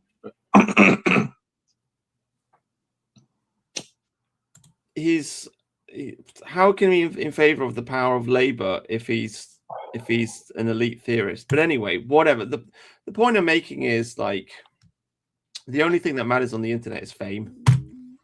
That's the only thing that matters. If you're famous, then people will watch your stuff. If you're not famous, then they won't. And that's it. And it doesn't. I mean, take, for example, Piers Morgan. Like, the guy's just an absolute muppet. Everybody knows he's a muppet. Everybody knows he's a loudmouth. But he's smart, though. He knows what he's doing. He's good at getting people's attention, but he's obnoxious. I mean, nobody respects him. Nobody on the left respects him. Nobody on the right respects him. Nobody likes him. Yeah. You know what he reminds me of is like, what was that trashy American TV show where, was it a Jew who ran it? But it basically got like a bunch of white trash or like people of certain, well, mainly lower class people in a room, and they like had arguments. It was like mid-90s TV, like trash TV. Oh, that guy. I can see his face. I can't remember the name. Yeah, you know what I'm talking about? And he would create Jerry Springer. Yeah. So he would create these scenarios where people would go off and just creating drama, right? And that's kind of what Piers Morgan's brand is as well, except it's more in like an English reserved kind of way. But that's what he does. He gets these controversial guests on, and they argue with each other. He even gets like OnlyFans girls on and just kind of creates drama. And that's he takes the paycheck. You know what I mean? Yeah. I mean, look, I'll give him respect for like giving a platform to Fuentes. Like, well done for that. Well done for giving a platform to Fuentes. Well done for giving a platform to Candace Owens. But do you seriously respect Candace Owens in any way? I mean, I know she was kind of based in certain ways, but like, yeah, I think she's. Do we really care about Candace Owens? I don't know. Well, I think she's right about Bridget Macron. Is she though? I mean, to be honest, I don't even care. I mean, I've seen so much conspiracy stuff about like every American president's wife was a man. Have you seen this stuff? No, like that's silly. The amount of but just look up a random American president, and look at their wife. Just do it right now. Because I'm guaranteed I'm going to blow your mind right now. Well, I think Trump's wife's pretty hot. So, okay, yeah. Well, but Trump's kind of different. But yeah. Okay. Right. You want me to look up? Oh, okay. Let's. Bush. But yeah, Barbara Bush, fucking man, right? Okay. Well, she looks really old. Oh my god, she does look like a man. What the fuck? Yeah. Yeah, dude. Big Mike, obviously. Holy fucking shit, Cobb. What the fuck? Yeah, dude. Oh fuck, dude. She does look like a man, doesn't she? Well, Holy, yeah, I mean, she's not an attractive woman. holy fucking shit. Look up another one. Oh my god, what the fuck? Okay, so let's look. So Bush. Well, we know Hillary Clinton's. Who was before Bush Senior? That'd be Ronald Reagan. So let's look at his wife. No, his wife was. I'm trying to find his wife. Where's his wife? Where's his wife? Where's his wife? Where's his wife? Where is she? Oh, Nancy. Yeah, she's feminine. She hasn't. Sure, she looks like a woman. That's a woman. Is it though? Nah, you're just being silly. Okay, well maybe, but like, what's with the eye proport? Like her eyes are like on the side of her head. She does look like a mushroom. That's for sure. Yeah, maybe she's. Yeah, okay, maybe she's a woman. All right, maybe. Yeah. Maybe I'm wrong, No, but there are a bunch of. There's not just like Obama and Bush. There's a bunch of other ones. Well, I'm sure there's a tranny infiltration thing going on, so they can laugh at the masses. Like I always say, like trannies are easy to control because they've got no morals and they don't want to be outed. And I mean, the Chinese were famous for this, right? The whole Chinese empire was run by, well, not by transvestites, but by eunuchs for a long time. And they were people. They were just castrated men, and they were just they formed their own clique, and they controlled the emperor, and they just lived the life of luxury, and they were nasty, horrible people. And it was a big problem for the Chinese for a long time. And I do think the elites perhaps have just recognized this, and they're kind of trying to replicate this with the transgender thing. By building like a militant kind of transgender group. Mafia. Yeah, transgender mafia. It's a death cult. And they've got nothing else to live for, because if you cut your dick off, that's it, buddy. Like, do you know what I mean? Like, you can't enjoy life anymore. So what you got to live and for? I think that's why like the eunuchs were so effective, right? Because they don't have a sex drive anymore, so their whole kind of worldview suddenly shifts into like gaining power. Because what else do you have? You kind of want to kind of like get your dick back via getting power. You know what I mean? Yeah, 100%. Yeah, they're not distracted by like getting horny for whatever. Yeah. So it's just work, power, and obviously they're angry against the world because they've been castrated, and so becomes a total fucking disaster, basically. I mean, that's what the Arabs did to the Africans. The Arab slave trade. They would castrate them because that made them more compliant workers. Yeah, and if you can keep control on the top and just have a bunch of drones underneath, then you're all good. Yeah. Definitely very dangerous. I always wonder about the the pronouns, because I don't know. I just think there's something about it, in that they say, "Oh, my pronouns are they, them, or whatever," and it always seems to me like they're just merging into the collective, like they're eliminating their identity, and now they're just part of the crowd. So if you look, there's a transgender, and he says, "My pronouns are they." Basically, what he's saying to you is that I am part of the collective, like I am the Borg. Do you know what I mean? Like I've merged. I am part of the transgender collective. I'm part of this group. I've completely conformed to this group. So, so much so that I've literally castrated myself for the sake of this group. And it's like a power play. Yeah, it's I don't know. It's also like what would you call it? Like a humiliation ritual, like a a magic trick or something to. Yeah, I think they kind of get off on making like regular people submit to their craziness. Yeah. Do you know what I mean? It's like it's like a crazy woman. I'm sure you've dated crazy women. It's like they do make up schemes sometimes just to fuck with you. Yeah. But you know what I mean? What And they kind of get off on it. What I mean is, one time I was in London and I stayed at a place. I stayed with some people in London for like a month or so or whatever. It wasn't very long, but I stayed at this place and I can't remember what happened, but the guy that was running the house, like he thought that I owed him money. I didn't think that I did, but whatever. I can't remember. It's such a long time ago. But he sent me this letter or an email and he said, we want the money. And I was just like, what are you talking about? Like, there's only one person here. It's you. Like, why are you writing me a letter? Oh, yeah. You're using the pronoun we. Oh, yeah. So it's an appeal to the collective. Yeah. Okay. Yeah.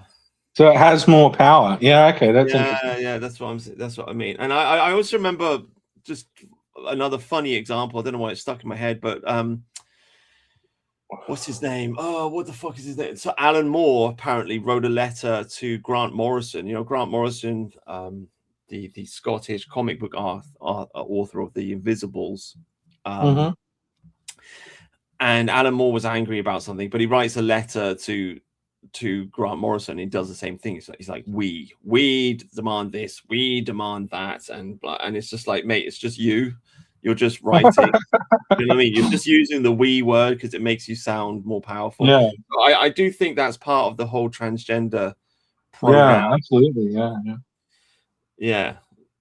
Have you had that in your workplace where you get an email and under their name it says like their pronouns? That's a thing in Australia now. Everyone on LinkedIn, I don't know if you know what LinkedIn is, but it's like is that a thing in the UK? It's like a job search. So it's almost like Facebook but for professionals or some shit. And it's turned into this kind of dating app, but some employees still use it. Employers still use it to find people because you post your academic credentials and blah blah blah on LinkedIn. But like everyone has their fucking pronouns underneath their name, even if it's he, him, or she, her. They all do it, right? It's just part of society now, I guess. Right. Not where I work. No. Yeah. Okay. Yeah. Maybe, and even in previous workplaces, no. I did get fired from a job for talking about trannies, though. So I mean, they do have their influence. Yeah. Which I thought was just awful. There was just this girl, and like, I didn't even say anything bad, but there was a girl, and she basically she told me her friend was a trans. It was just really weird. It was like a really weird conversation I just had with like. It's almost like they pulled the curtain back, and I realized how fucking insane the younger generation is. Do you know what I mean? Because I'm talking to this girl, she's like, "Oh, I got a friend," and she started telling me they're a they, and I'm like, "Oh, okay." And then she was like, and I was like, "So it's a transvestite," and she was like, I can't even remember what she said, but it was like, I asked her. Oh, we don't call them that anymore. You can't use that one anymore. Yeah, and I said, is it a man that's transformed into a woman, or a woman that's transformed into a man? And she was like, no, they've always just been a they. Yeah, you can't call them out. I was like, okay. And then she started talking about how they're going to have breast surgery, and I'm like, oh god. I just said to her, look, please tell your friend not to cut her tits off, because like they don't. That's actually awesome that you said that, by the way. I respect your balls for just fucking saying it. It's the right thing to say, isn't it? Exactly. Yeah, so she goes. I bet she goes back and forth with this. Like, I know she was probably the cause of your firing, but I bet there's a back and forth in her mind every now and then that's like, oh shit, yeah, maybe that's not a good thing. Hopefully, hopefully that's what we hope. Well, she still went to human resources, and I got fired. I literally got fired for saying to somebody that does, by the way, this person doesn't even work there, right? Let's What? just yeah, this is a friend Oh, of somebody Jesus. that works there. So that it's not like there was a transgender at work and I was bullying the transgender at work. No, it's a friend of somebody that worked there. And all I said was, please tell your friend not to cut her tits off. Mm. And I got the sack for that. Like, these fucking people are psychotic. They're just like, it's mad, it's mental. You know, I was I watching didn't really this. want to work there anyway, so it wasn't that bad. But yeah, go on. Yeah, I was watching this thing. I think it was yesterday, or maybe I was listening to it when I was working or something. Anyway, it was all about like the scene girl or the scene kids stuff. Do you know about this subculture? It was basically emo. You know about the emo culture, Yeah. which was kind of like, you know, loosely related to like the last vestiges. What's the word? The last strings of heavy metal, right? It was, you know, emo music is kind of this, you know, performative edginess, right? It's not masculine, but it kind of is in like a rebellious way or something. But you know, yeah. So anyway, you had this whole scene, this kind of fashion culture surrounding emo music and emo like aesthetics, which was scene girls, right? Right. And this was kind of the immediate generation under me. So when I left high school, when I was in university, the emo and the scene girl stuff was like just graduating or just coming out of. Oh, God. Imagine waking up to that. That's, Jesus Christ. Jesus, yeah. No wonder France is so fucked. Anyway, so where was I going with this? Sorry, I just torpedoed you. You were talking about wasn't it? You were talking about emos, scene girls. Yeah. Anyway, so this whole subculture, it was they were basically kind of brought up like within the Web 2.0 or maybe even Web 1.0. So this was before really Facebook took off. It was before like Instagram really like, you know, dominated whatever Instagram is now, the photo stuff. You know, it was before like Tinder and stuff. So what these kids were doing is they were all on forums. They were all on like DeviantArt. I don't know if you know this website. Yeah. And like, what was it? There was like these edgy websites back in the day. You know what I mean? Where like the web was still kind of free and like the big players hadn't kind of coalesced it into like these social networks that we have today. Yeah. Yeah. But anyway, so, and the whole scene kid thing, it was very, very gay. So like, I don't know if you've heard of this term, and this is, I can't even say it. I feel so cringe even saying it, but like RAW, right? RAWR, right? RAW or whatever. Right. This was like, and like RAW XD and stuff. So this whole thing was like, it was also dominated by pedophiles, by the way. And so there was this kind of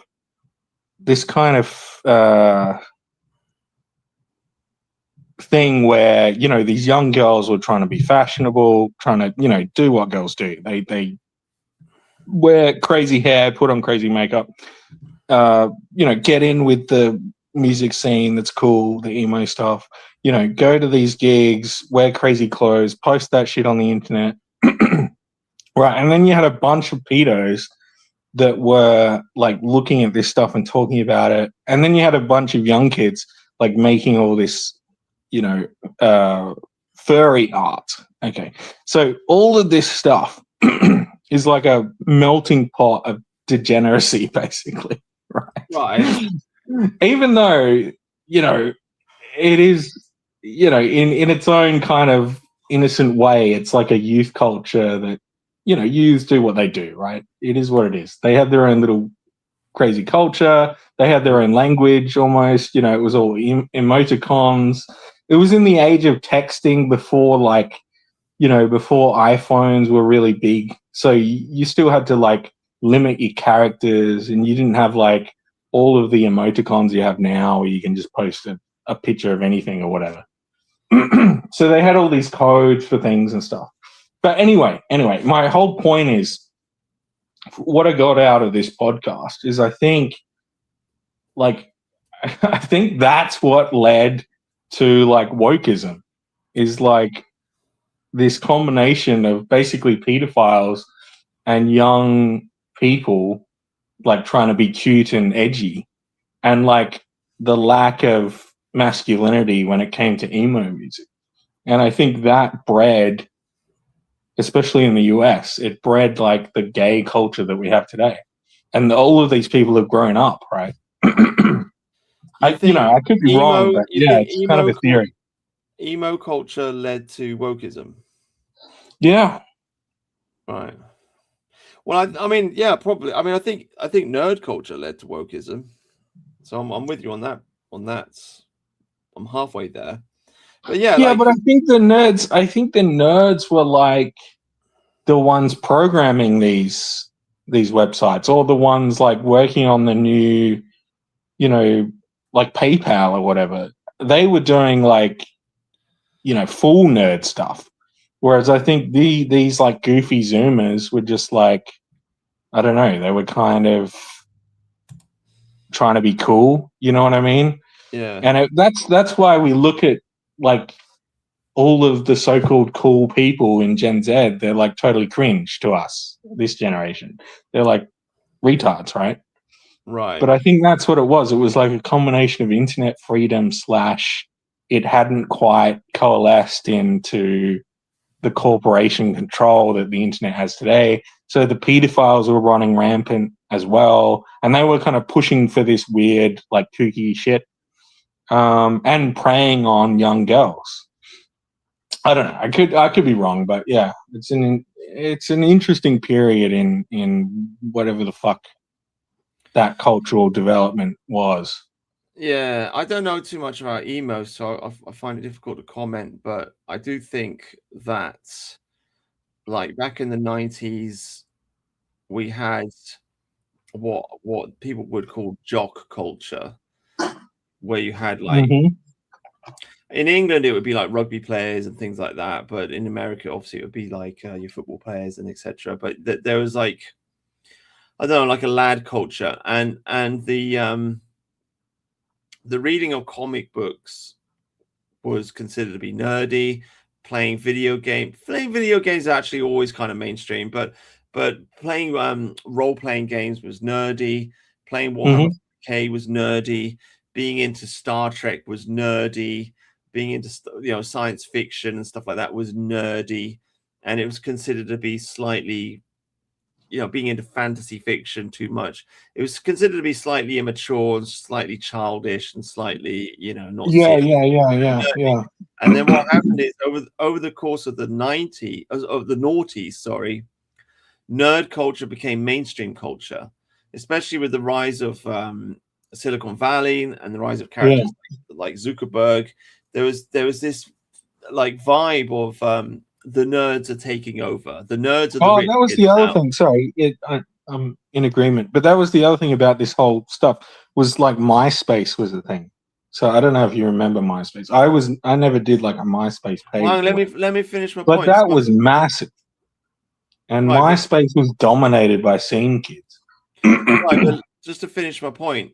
So what was previously considered to be unmasculine and childlike and childish and what have you and nerdy became the mainstream culture, and the men followed that, Mm, and the jock was pushed to one side, and those old traditional masculine values was somewhat pushed to one side, and now in the noughties the nerds dominated culture.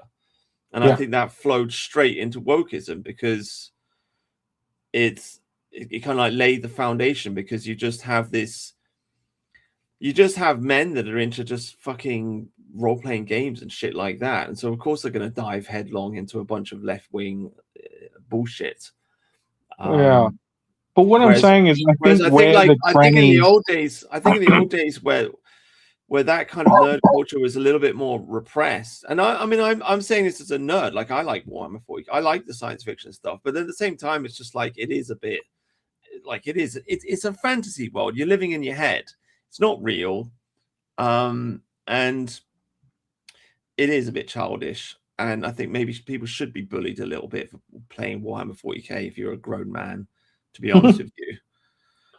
I mean, yeah, if you're collecting plastic models, absolutely. Yeah, like, but what you do. there is kind of some weird kind of baseness to like a guy in his 40s, and maybe he's not collecting 40k. Maybe he's collecting, like, I don't know, what's another role-playing game? Like, based on more like historical accuracy, where he's painting his little soldiers. Yeah. Now that I say it, it sounds kind of cringe. It is fucking cringe. Even if it is kind of based on this idea of masculine, like, you know, strategy and conquering in a military way. It's still, shouldn't you yeah, be it is doing kind of something cringe. like, I don't know, rock climbing or something, or camping, or something like a bit more manly? Yeah. In your spare time. Yeah. Maybe it's like, it was like when, you know, because people used to work on their cars. I mean, people still in Australia, they work on their cars. They have their little hobby car in their shed. You know, it's like a 1960s Holden or something, you know, and they're working on that, you know, for years and years. And whether it actually gets fully done or not is, you know, another question. But it's kind of cool. Like, they're tinkering away. And I think, you know, that is part of Western society, tinkering away in your shed, making a little, you know, you might invent something or whatever. So that, in that way, it's kind of based. But when it comes to like model collecting, and yeah, when you go full like fantasy, yeah, stuff, I mean, look, then it gets a bit. I like this stuff as well. So it's a criticism of myself as much as anybody else. But I'm just saying, like, I just think like I don't know, like, men should be doing more manly stuff, not getting absorbed in a fantasy world that isn't real. It's not real. Okay, Warhammer 40,000 is not real, and Star Wars is not real. Star Trek is not real.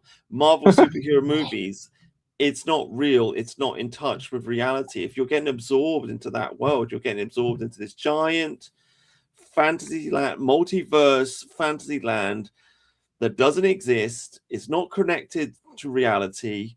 It's a total imagination. It's totally owned by the corporations, by the way, so you can't contribute to this fantasy land. And it's mostly just gay and retarded, and you're filling your head with this shit when you should probably read a history book instead. You know what I mean? Like, yeah. Like, how many people can sit down and tell you all about like various different Marvel superhero characters and their powers and how they fight against each other, blah blah blah blah, but they don't know anything about Alexander the Great, or they don't know anything about the Roman Empire. They don't know anything about history. Yeah. What they know, I mean, is I'll tell you something. And this may be like a folk tale, right? And I'm not sure where I got this from, but apparently the German squads in World War II, I think it was World War II, maybe World War One. Pretty sure it was World War II, but they talked about, maybe it's in Junger's diaries. You know, what's his name? Hans Junger? Something. He was a soldier in World War One, I think. He wrote a book called Storm and Steel or something. Anyway, the German, this German squad was observing an American squad, right? You know, they were at a safe distance or whatever. Maybe they were going to be attacked in, you know, a few hours or whatever it was, right? But they were able to hear them talk. And basically what he said in his diary, this German bloke, he was like, yeah, these Americans, they don't have heroes, right? They don't have ancestry. that they care about. They don't have real heroes. He said they have comic book heroes or they have fantasy heroes. They have heroes that are given to them by, some other outside force. They're not their own. They don't care about their own folk really. They're like so individualistic that they're worshipping Batman or something, which isn't even a real hero. Yeah, they have fantasy heroes. Yeah. Absolutely, yeah. I mean, I think American culture is science fiction culture. Obviously, like we did some science fiction, but Americans really took it and ran with it, and like took it to its extreme. And science fiction is just utopian thinking. Oh, we're going to conquer Mars. We're going to fly here. We're going to do this. We're going to do that. We're going to build robots. We're going to like the whole country is just running on a fantasy. Yeah, I mean, I don't know. This gets. We don't need to go into. I mean, this gets into the whole aristocracy view versus the. Like, I don't know. There is some awesome baseness to American sci-fi, especially in the early days, right? But like, yeah, Culture Dads did an episode on sci-fi, and I mean, you're right. A lot of it is utopian, but a lot of it actually has some really kind of harsh based nature based lessons to it that actually kind of warn about the future technology and its dangers and how it can corrupt humans. So especially some of it's great, especially 60s sci-fi, like it is like some of Philip K. Dick's stuff is really pretty insightful and kind of amazing.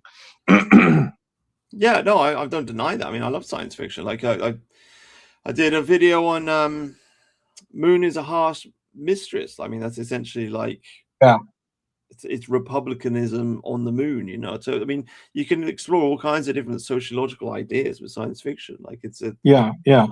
I don't want to like throw the baby out with the bathwater. Like I think all of this stuff is interesting. I mean, I think even like I made that video on Superman. Like I think even the superhero genre, although it's never quite matured into anything classical, I still think there's definitely something there. Like the Americans are like the first people to invent the idea of a man that flies through the sky and shoots laser beams out of his eyes. It's quite an incredible idea that it's quite incredible what they've created.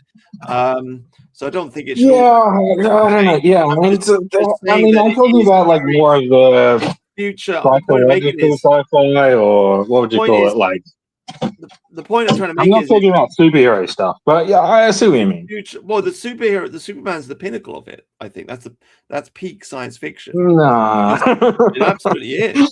Well, okay, in a certain way it is, but it's also the worst thing that could have happened. Did you know what I mean?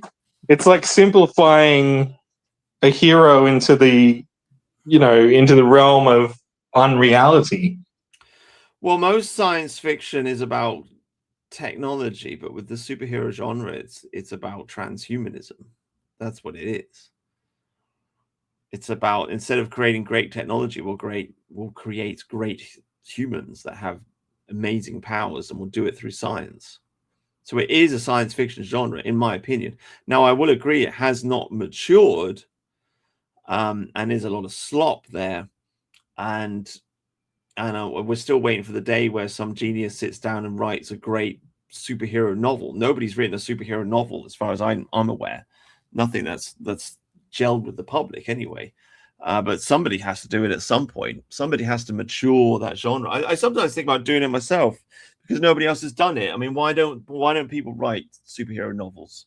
Why don't they do it? What did you think about Conan, the Conan stories? I've never read him, but yeah, obviously I love Conan. Yeah, he's great. He's iconic. He sits at the pinnacle of masculinity in a way. Like when you think of a man, what do you think of? You think of a barbarian. Yeah. They're Yeah. I mean, Conan, like, it has its kind of flaws in terms of it's kind of a little bit simplistic and so on. But like, if you actually read, is it Heinlein? No, who was the guy? Howard E. Howard, E. Howard, who yeah. wrote Conan. It's a lot more kind of. He builds up the world a lot more than you would expect. Like from the movie, you don't really get, the sense of it is actually kind of what's the word? It could be like a concrete world that existed in the past type thing. Because Yeah. it's basically set Conan, as far as I can tell, it's set like in like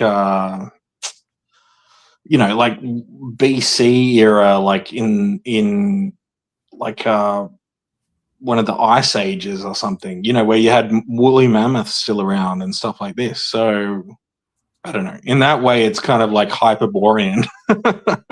Yeah. Yeah, it's set in the past. Yeah. I think he's Irish, isn't he, actually, Conan the Barbarian? But he's a Scythian. He's one of the I don't know. I think he's well, just the Irish are descended from the Scythians. Okay. So he's a Scythian. But yeah, I mean, he's at the top of the hierarchy. Like, guy walking around with no shirt, big muscles, killing things with his sword. Yeah, based. And eventually ends up becoming a king. Chases after lots of women. You don't have the confusion of well, that's the other point in the whole Conan thing is he doesn't have to chase women. I mean, women kind of like he almost just rejects women outright. He kind of thinks women are kind of retarded on the face of it, and they kind of have to prove to him that they even matter. You know what I mean? Oh, right. Like, yeah, it's like that based. Oh, wow. Yeah, I mean, it's been on my list of books to read for a long time, but I haven't got around to it. But yeah, dude. Yeah. Did you know about Lovecraft? Right? Have you read any Lovecraft? I've read The Mountains of Madness, and that blew my fucking mind away. I was oh like, yeah. whoa, I mean, dude, Lovecraft. Wow. Yeah, that was a great book. Lovecraft is amazing. He was he was descended from basically English aristocracy. He lived in New England in where is it? The Canadian American. What was it called? Fuck. It's a famous town. People still visit the town today. Arkham, I think. Is it Arkham? Ah, no, fuck. Oh, that's where Arkham. Yeah, I know Arkham Asylum is like a Lovecraftian term. I don't. Yeah, no, what was it?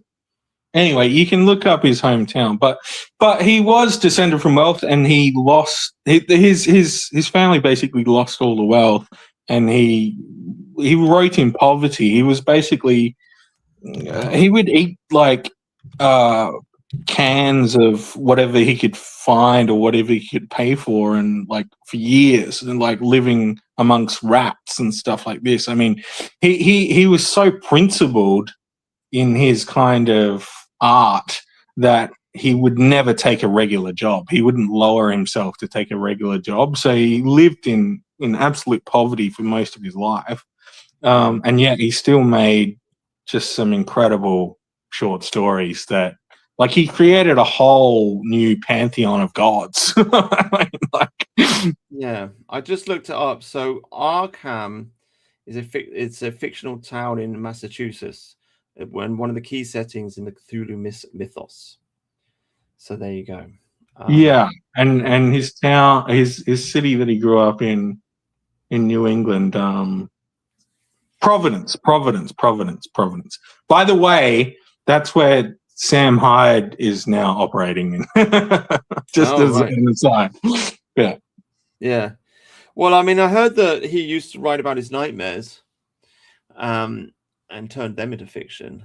And yeah, very interesting. I mean, the whole thing about the Cthulhu mythos is that part of it's to do with like usually monsters, like in the past, they represent animals that we'd be aware of, like a lion or a tiger or whatever. So they'd have like teeth and claws and stuff.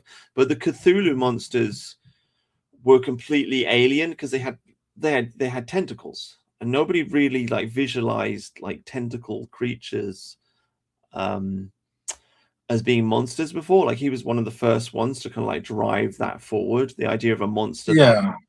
weird. Yeah, but I mean, Like, the conception of Cthulhu is like this all powerful consuming force that is like beyond human conception, right? So yeah, in what's the I can't remember the I can't remember the story, but you know, he talks about fish people. So it's like these people that are slowly warped through from a demonic force or an alien force, you know, that lives under the sea on the coastline or something. And yeah, over generations, he's all about genetics as well, by the way. So over generations, they get more and more fish-like, and they're worshipping the fish cult, and you know, eventually they're basically like these fish people that, you know, are slimy, and they're traveling around at night in hoods, and they're yeah. doing rituals, and I mean, it's incredible stuff.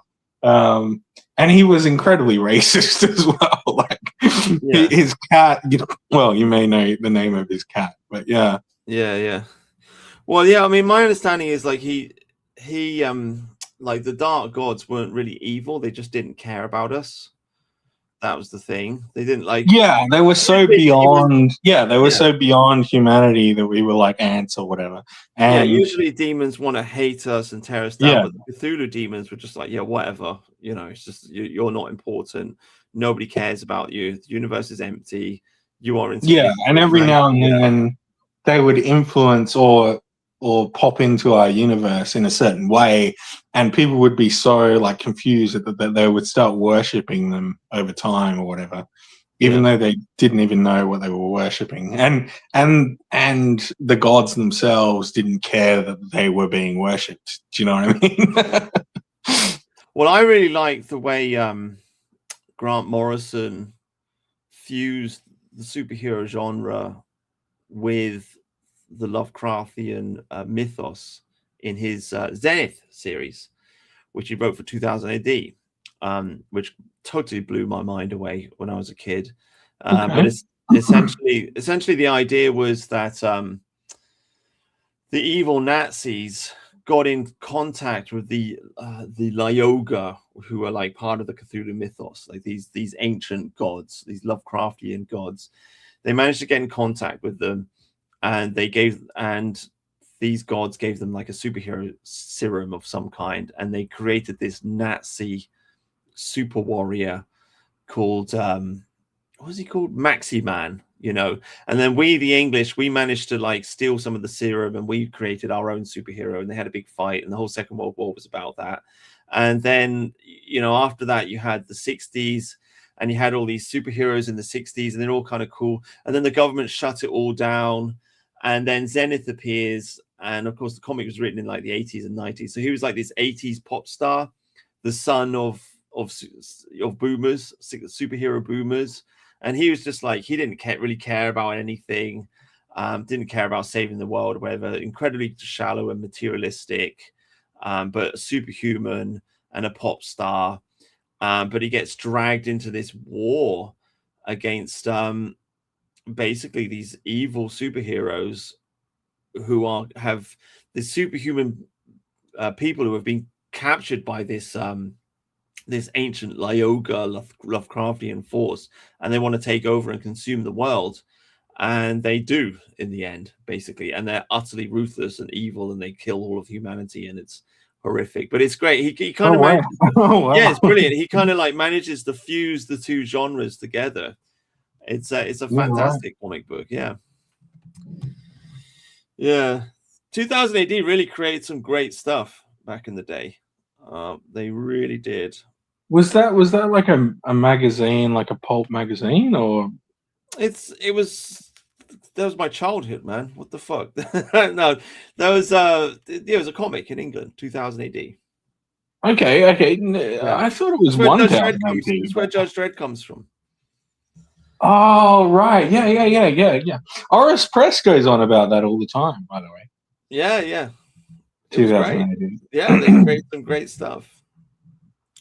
And I was planning to do a video about it because I'm going through my old videos. I want to do a video on Grant Morrison and the Invisibles. I might do that tomorrow, or maybe I'll do it on Monday. Because the Invisibles is pretty based, isn't it? Well, it's the origin of or it's one of the origins of the Matrix. They stole a lot from that comic book series. That and Neuromancer kind of like fuse those two things together to make. Yeah. Who was Neuromancer written by again? Oh gosh, I should know this on top of it. I've done a video about it, didn't I? But not Grant Morrison. I'm drawing a blank. Neuromancer. It's not Grant Morrison. It's oh fuck me! Why you gotta ask me these questions, man? Sorry. That's such a terrible memory. Neuromancer. William Gibson. Yeah, I knew that one. William Gibson. Okay. Yeah.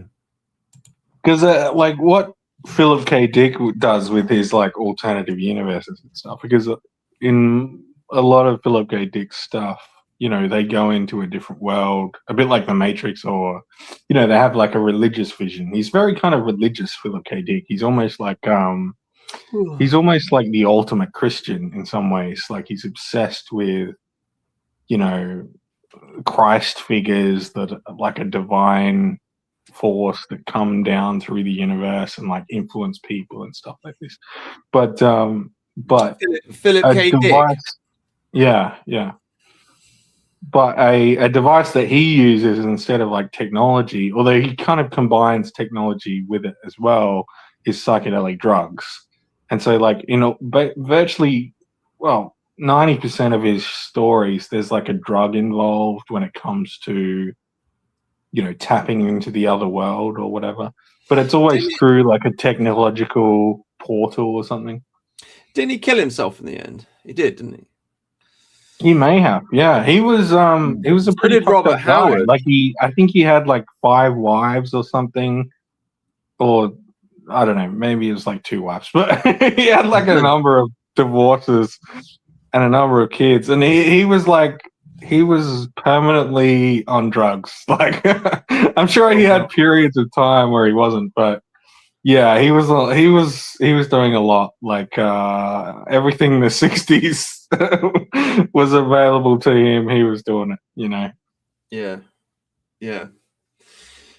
I mean, I read Do Androids Dream of Electric Sheep, and that was pretty far out. I mean, and you really see how nasty the replicants are in the book. Yeah, like it really comes across. It's like, oh wow, yeah, they're not good. They're not good at all. I mean, there's that scene, is that because the whole world is so dark because it's covered in ash. Like literally everything's covered in ash. Everything's dying.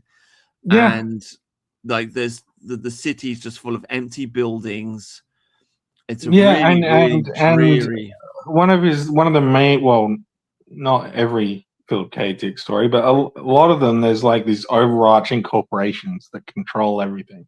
Yeah. You know, like in Blade Runner, the movie, it's kind of very obvious, but yeah, you have like this massive corporation that has like almost like a pyramid temple, like an Aztec temple over the whole fucking city, right? And then like you have different levels of the city.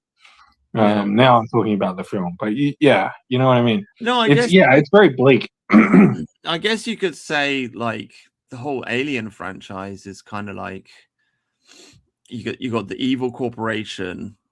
Maybe they got that from Philip K. Dick, or maybe they got it from somewhere else. I don't know. It's kind of like a cyberpunk concept, isn't it? The evil. Oh, 100%. Yeah. What are they called? A Wayland Yutani. So it's like this. It's like this Jewish / Asian corporation. Yeah. So you got that mixed with like the Lovecraftian demon, because I think the xenomorph is. Oh yeah. Yeah, it's kind of a Lovecraftian demon, isn't it? It's like the old.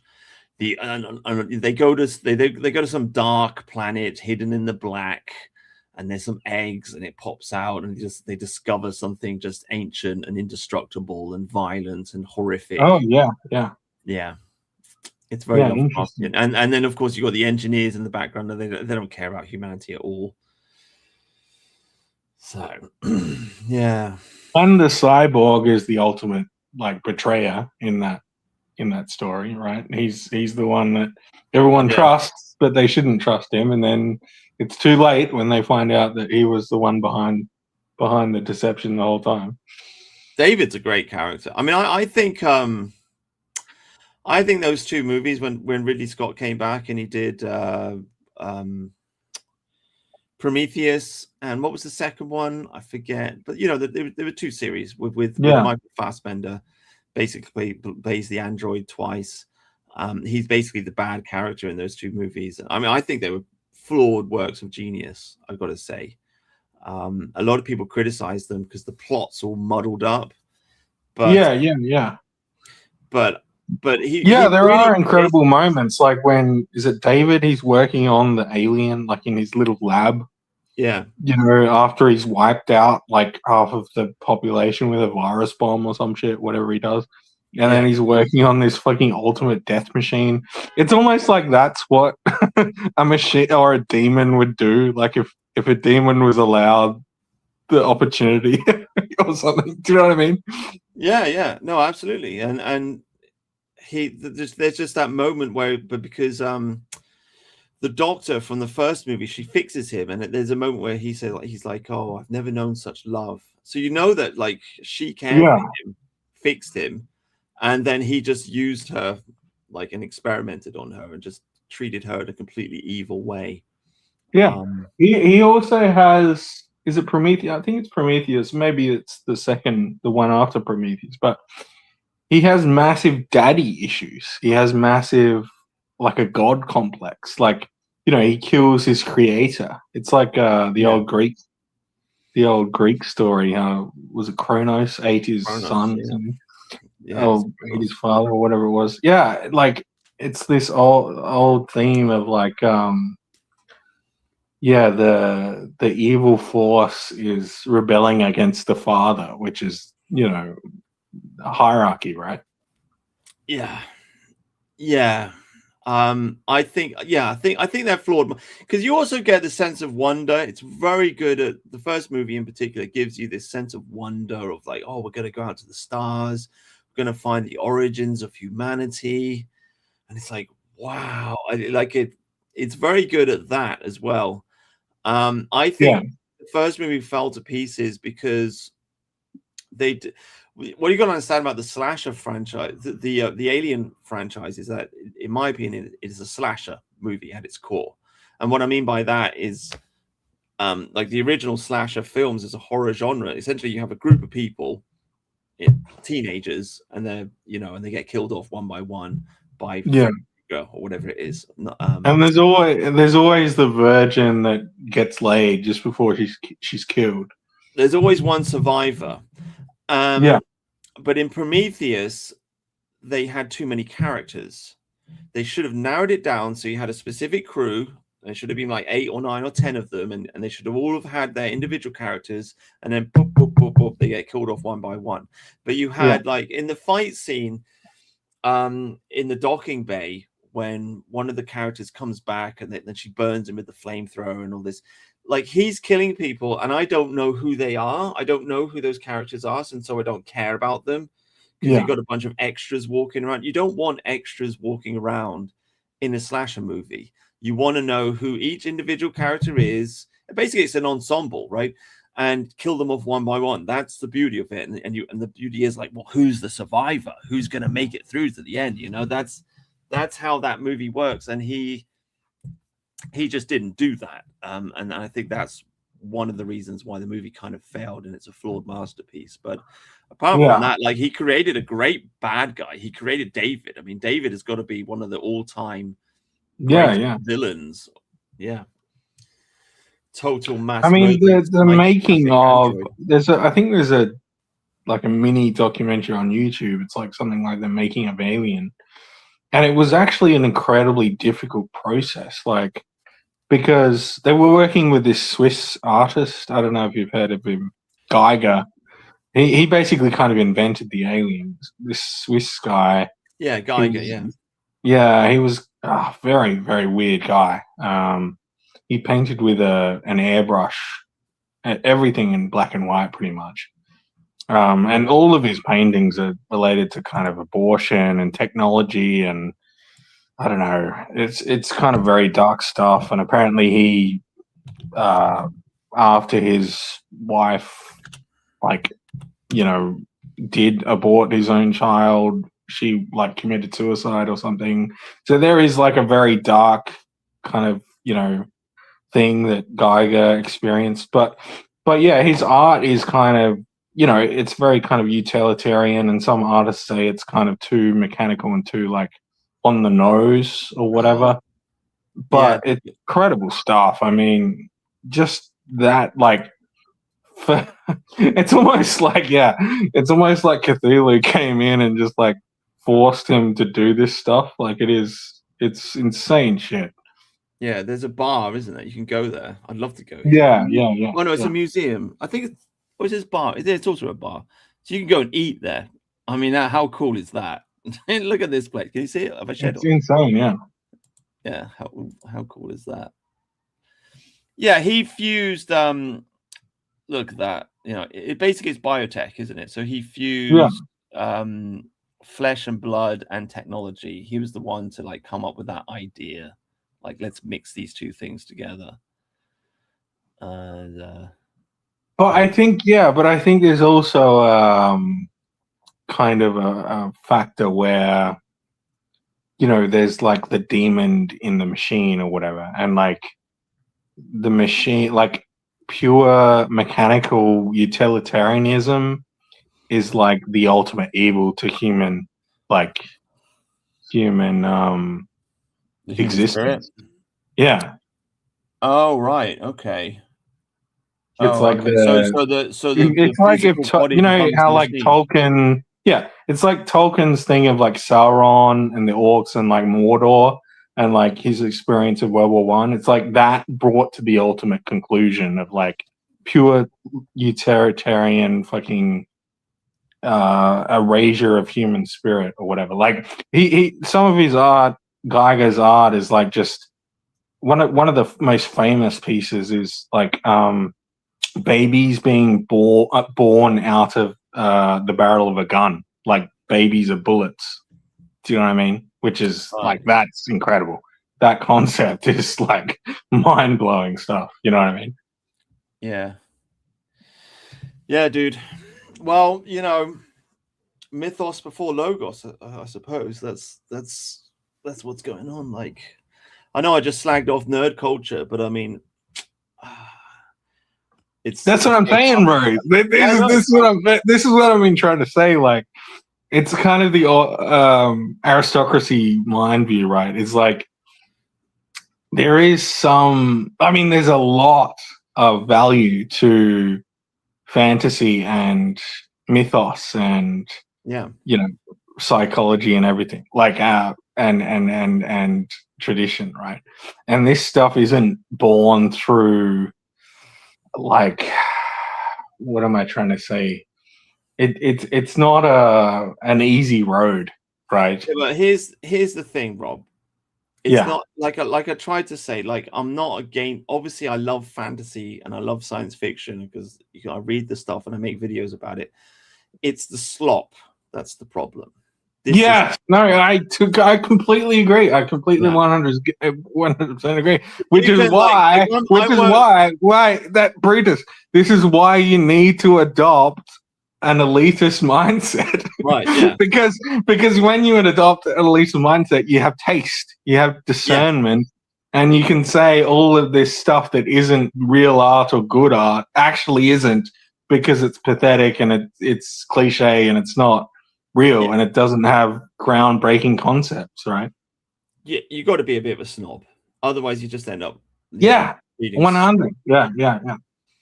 Because it's the snobby attitude that makes you read the classics. Like, it's like, why are you going to read Lovecraft's Mountains of Madness? You're going to read it because it's a classic, and if you haven't read it, then you're just a bit of a dum-dum. Basically, you're just a bit of a thicko, and so that's it. It's snobby and it's peer pressure, but that kind of peer pressure will make you engage with these fantastic ideas and these fantastic authors. And I think, like, the problem is, like I was saying, we had a problem with nerd culture.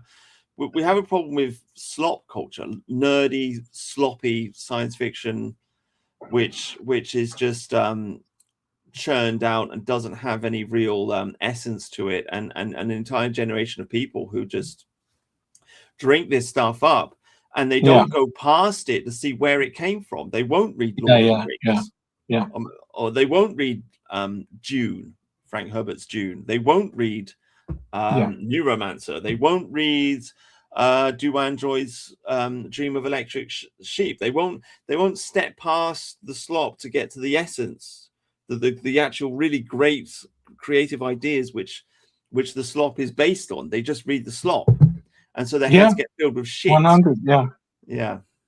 And this is where it came from. It came from people that were really kind of tortured artists. Like, that there is this kind of cliche, the poor artist or whatever, but a lot of this stuff did actually come, like, even like we talked about Conan the Barbarian, even the dude that wrote that did those comics back in the day, Howard, that was all that was in pulp magazines, dude. I mean, same with Lovecraft. This shit wasn't like mainstream. And then what the mainstream does later is they use these genius ideas, this art that was created through struggle, and they just pump it out in a commercialistic environment, and just recycle the ideas over and over again. This is why I defend the superhero genre. As I say, I don't think it's fully grown up yet. I think Watchmen was a step towards it, but I think literature is always going to be like, Watchmen's just a comic, and it's a different form of media, and that's fine. You can make great comics, but literature will always be above the comic. Literature will always be the original source of culture, as far as I'm concerned. It will always be above music. It will always be above cinema. It will always be above the comic. Nobody's written a great superhero novel, so it hasn't grown up yet. But I totally agree with what you're saying. Like with the pulp genre, which is very much written for children or young adults, you have a certain freedom of imagination to do whatever you want. And so we've seen like the explosion of all these crazy, you can do whatever you want. So you have all these crazy ideas appear, and there's this burst of creativity, and there's a lot of invention, and then the hope, I suppose, is that later on it becomes recognized for the genius that it is. But I mean, you're absolutely right. Like Robert Howard and Lovecraft, they weren't really recognized in their day. They were recognized later on, but they wrote literature. With the superhero genre, nobody's writing any superhero literature, and so it's still not good, in my opinion. I really, actually, I think I should sit down and write a superhero novel. Somebody's got to do it. do it. I mean, one of the great kind of like modern novelists in America. Well, I don't know if he's still writing. Maybe he is. But the guy that wrote The Road, what's his name? Oh yeah, that guy. He did No Country for Old Men as well, didn't he? Yeah, dude. I mean, absolute genius. I mean, to be fair, like, he wasn't really a struggling artist. He did sell his work almost immediately, but like incredible stuff. I mean, The Road, it's a very kind of bleak kind of conception of humanity, but like amazing stuff. Blood Meriden, that's the one. Yeah. Have you read it? Yeah. Oh, really? Well, don't tell. I haven't read it yet. Don't tell me. But yeah, it's supposed to be a great one, isn't it? Well, it's set in the war, No, don't against. tell me. Don't tell me. I don't want to talk No, about no, it. no. I'll just No, don't tell give me. you the outline. I'll give No, you. I No, don't I'm want not to know. giving. I'm not giving anything. I'm literally No, giving no. nothing away. I just muted you. I don't want to know. Just calm down. Breathe in. Breathe out. Okay. Right. Are we passed? I just don't want to hear. No, I'm sorry. I know you don't want to spoil the plot. No, it's fine. It's fine. It's cool. Yeah, it's cool. All right. But I mean, did you see the film The Road? Like, The road was good. Yeah. right. That was dark as fuck. Yeah. Yeah, dude. But Anyway, don't you look. think that would? Go on. Oh well, maybe you want to What? wind up. I don't know. But I mean, don't you think that is an accurate portrayal? If everything went to shit, like that is kind of an accurate portrayal of humanity. Yeah, it was fucked. It was a really, Yeah, I mean, it but was a really it's dreary movie. realistic, though. Like it is fucked, but that's the whole. That's the whole point. It was a really dreary movie. Yeah. Yeah, dude. Anyway. This is why we need to this is why we need to march on Parliament and save the white race, so that never happens, right? Well, yeah. Well, also so we can preserve the creativity, because I don't see anybody else coming up with great ideas. I don't see. I mean, have you ever heard of Nollywood? Oh no, I haven't, but it sounds horrible. Just the word itself. You got Bollywood, right? Bollywood is like the Indian version of Hollywood. Well, there's also something called Nollywood, and Nollywood is Nigerian Hollywood. Oh God! And they make hundreds of movies every year, but none of it's ever appeared on the world stage because none of it's any good. It's just slop. Oh jeez. It's just slop culture. It's trash culture, churned out again and again and again and again and again. So yeah, unless you've got like some really smart people, elitist people, snobby white people making great culture, then that's what you can end up with. You know what I mean? Like, so. But hold on, like, yeah, okay. So, but how do we bring like the pleb, which I'm admittedly a pleb now, by the way. I'm one of you, Brutus. Even though I descended from, I'm sure you descended from aristocracy as well. I'm sure you if you really look into your family history, you'll find someone. Probably all are in England, to be fair. Yeah. But how do we bring you into the fold, into our intellectual vision? How do we raise the people? Well, I'm trying to do it with my YouTube channel. Look, okay, well, let's end on this. Like, my plan ultimately to save humanity is you got to read the books and you got to talk about the books. I mean, this is what I do on my YouTube channel. I'm tidying it up now, actually. This is like my mission. I was going to share it, but I think it was, if I do try and share it with you, it might just show all of the hidden videos. So I don't know. So look, does it show all the hidden videos, or is it tidy? Oh no, it's quite tidy. Oh, there you go. Okay, so I'll show you. So like, this is how we save humanity. Okay, you do the reading and you talk about it. So we got 2 Treatises of Government, Dorian Gray. Oh, okay, yeah. Oh, can you see it? Yeah. Population, Daylight. That's a modern, but it's a classic. Bullshit Job, a modern, but nonetheless a classic. Sun and Steel, Yukio Mishima, Childhood's End, Moon is a Heart's Mistress, Evangelion. So yeah, I just got a mixed bronze. That's a modern day classic. Animal Farm, Patriarcha, Neuromancer. That's anyway. I'm just getting started on it. I've got a bunch. Sorry. But the point, I just keep saying based because like everything is based that you have on your channel. Everyone subscribe to Brutus. His stuff is based and cool, and he has some great insights. Well, thank you. But the point is, what I'm saying is, read the classic books, talk about the classic books. develop a body of work, right? As Spielberg would say. I was very inspired. Like I watched a Joe Rogan interview with I forget the guy's name, friend of Quentin Tarantino, the guy that did Sin City. But he was just talking. He said he had a conversation with Spielberg because he was talking about filmmaking, and Spielberg said to him, "Make a body of work. Don't worry about what other people say. Make a body of work."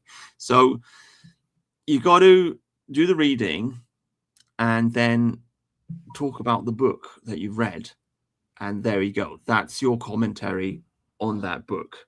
Do you see what I mean? So my thing is, because you got all these intellectuals on the internet, you got these e-celebs, and it's like, well, I want to listen to Sargon of Akkad give a 1-hour speech on Hamlet, right? Or Paradise Lost, or yeah. I mean, History Bro does some good stuff on history, but yeah. But I just think that should be the standard. Like if you're somebody on the internet and you're commenting on culture and politics and all the rest of it, I want to know what you have to say about Conan the Barbarian. I want to know what you have to say about Two Treaties of Government, or Thomas Hobbes's Leviathan, or etc., etc., etc. Do you see what I mean? Down the line, like, have you read? First of all, have you read the book?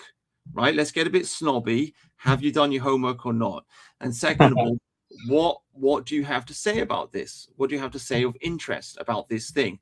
And also give me a 1-hour oration. Don't give me a 10-minute book review. Give me a 1-hour oration, like we used to have like a university professor, like we used to have, like the vicar in your church used to do.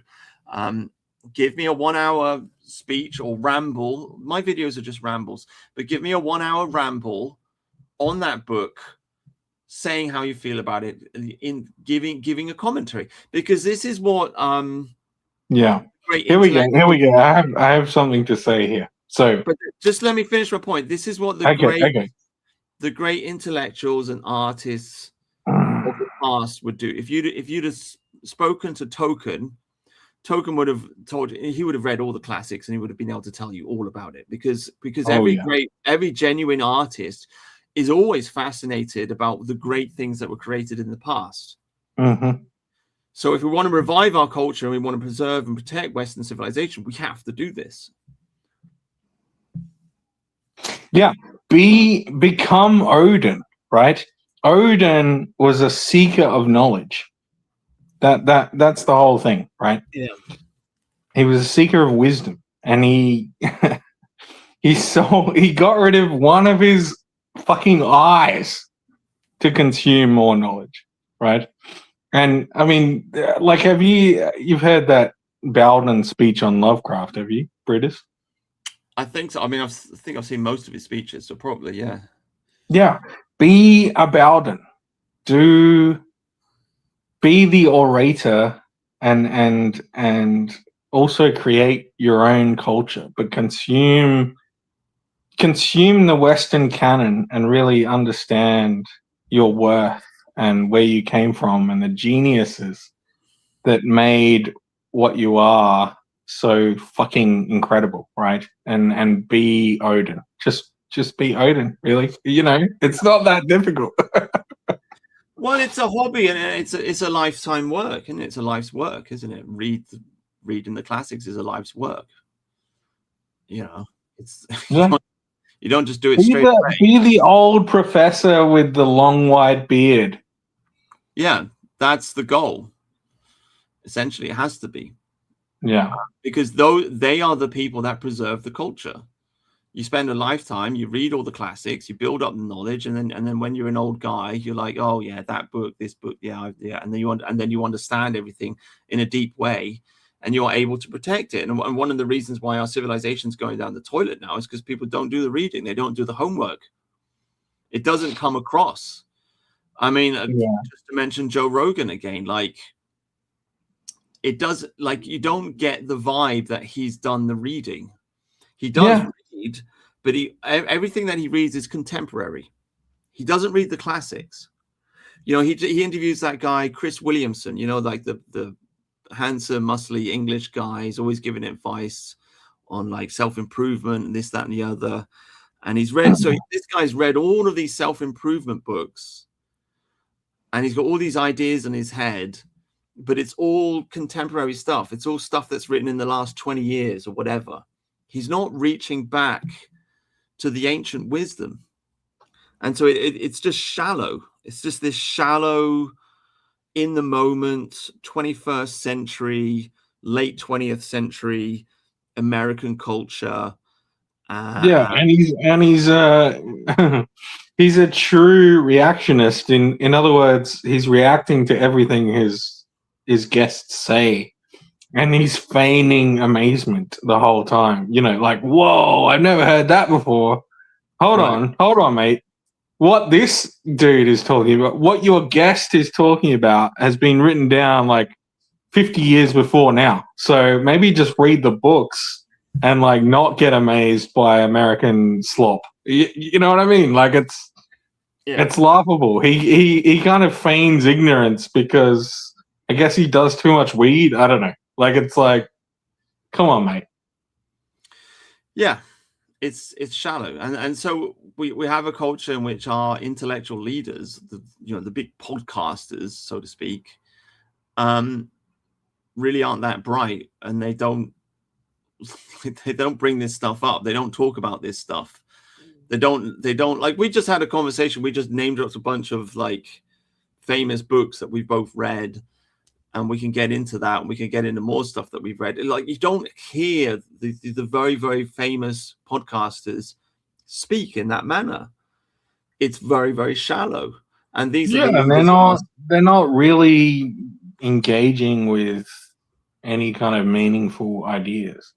Yeah. The other thing, I mean, there's a reason why, the old man with a beard and a cloak that lives in the woods is an archetypal idea, an archetypal image, right? Yeah. The hermit in the woods.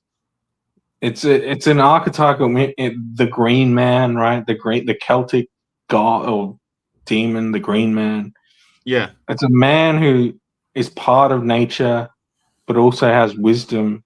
And he's a magician, right? He can summon forces that are beyond, regular society, right? He can create wondrous acts like Gandalf in Lord of the Rings. There's a reason why Merlin, exactly. He was the what's the word? The mentor for King Arthur. I mean, the legendary King Arthur. He was the fucking mentor, right? I mean, yeah, this stuff it's awesome. It's awesome stuff. And anyway, that's all I have to say. Yeah, dude. Yeah. Well, anyway, look, it's been a pleasure to talk to you. 2 hours 37. I've got to have some breakfast or do something. Like, the sun's starting to go down already, to be honest with you. But yeah, just got out of bed straight away. Haven't even had a shower. Haven't had anything to eat. But yeah, pleasure to talk to you. And I don't know, like, have a nice Christmas, I suppose. Yeah, thanks, mate. Merry Christmas. Have a good one. We should talk more often, I think.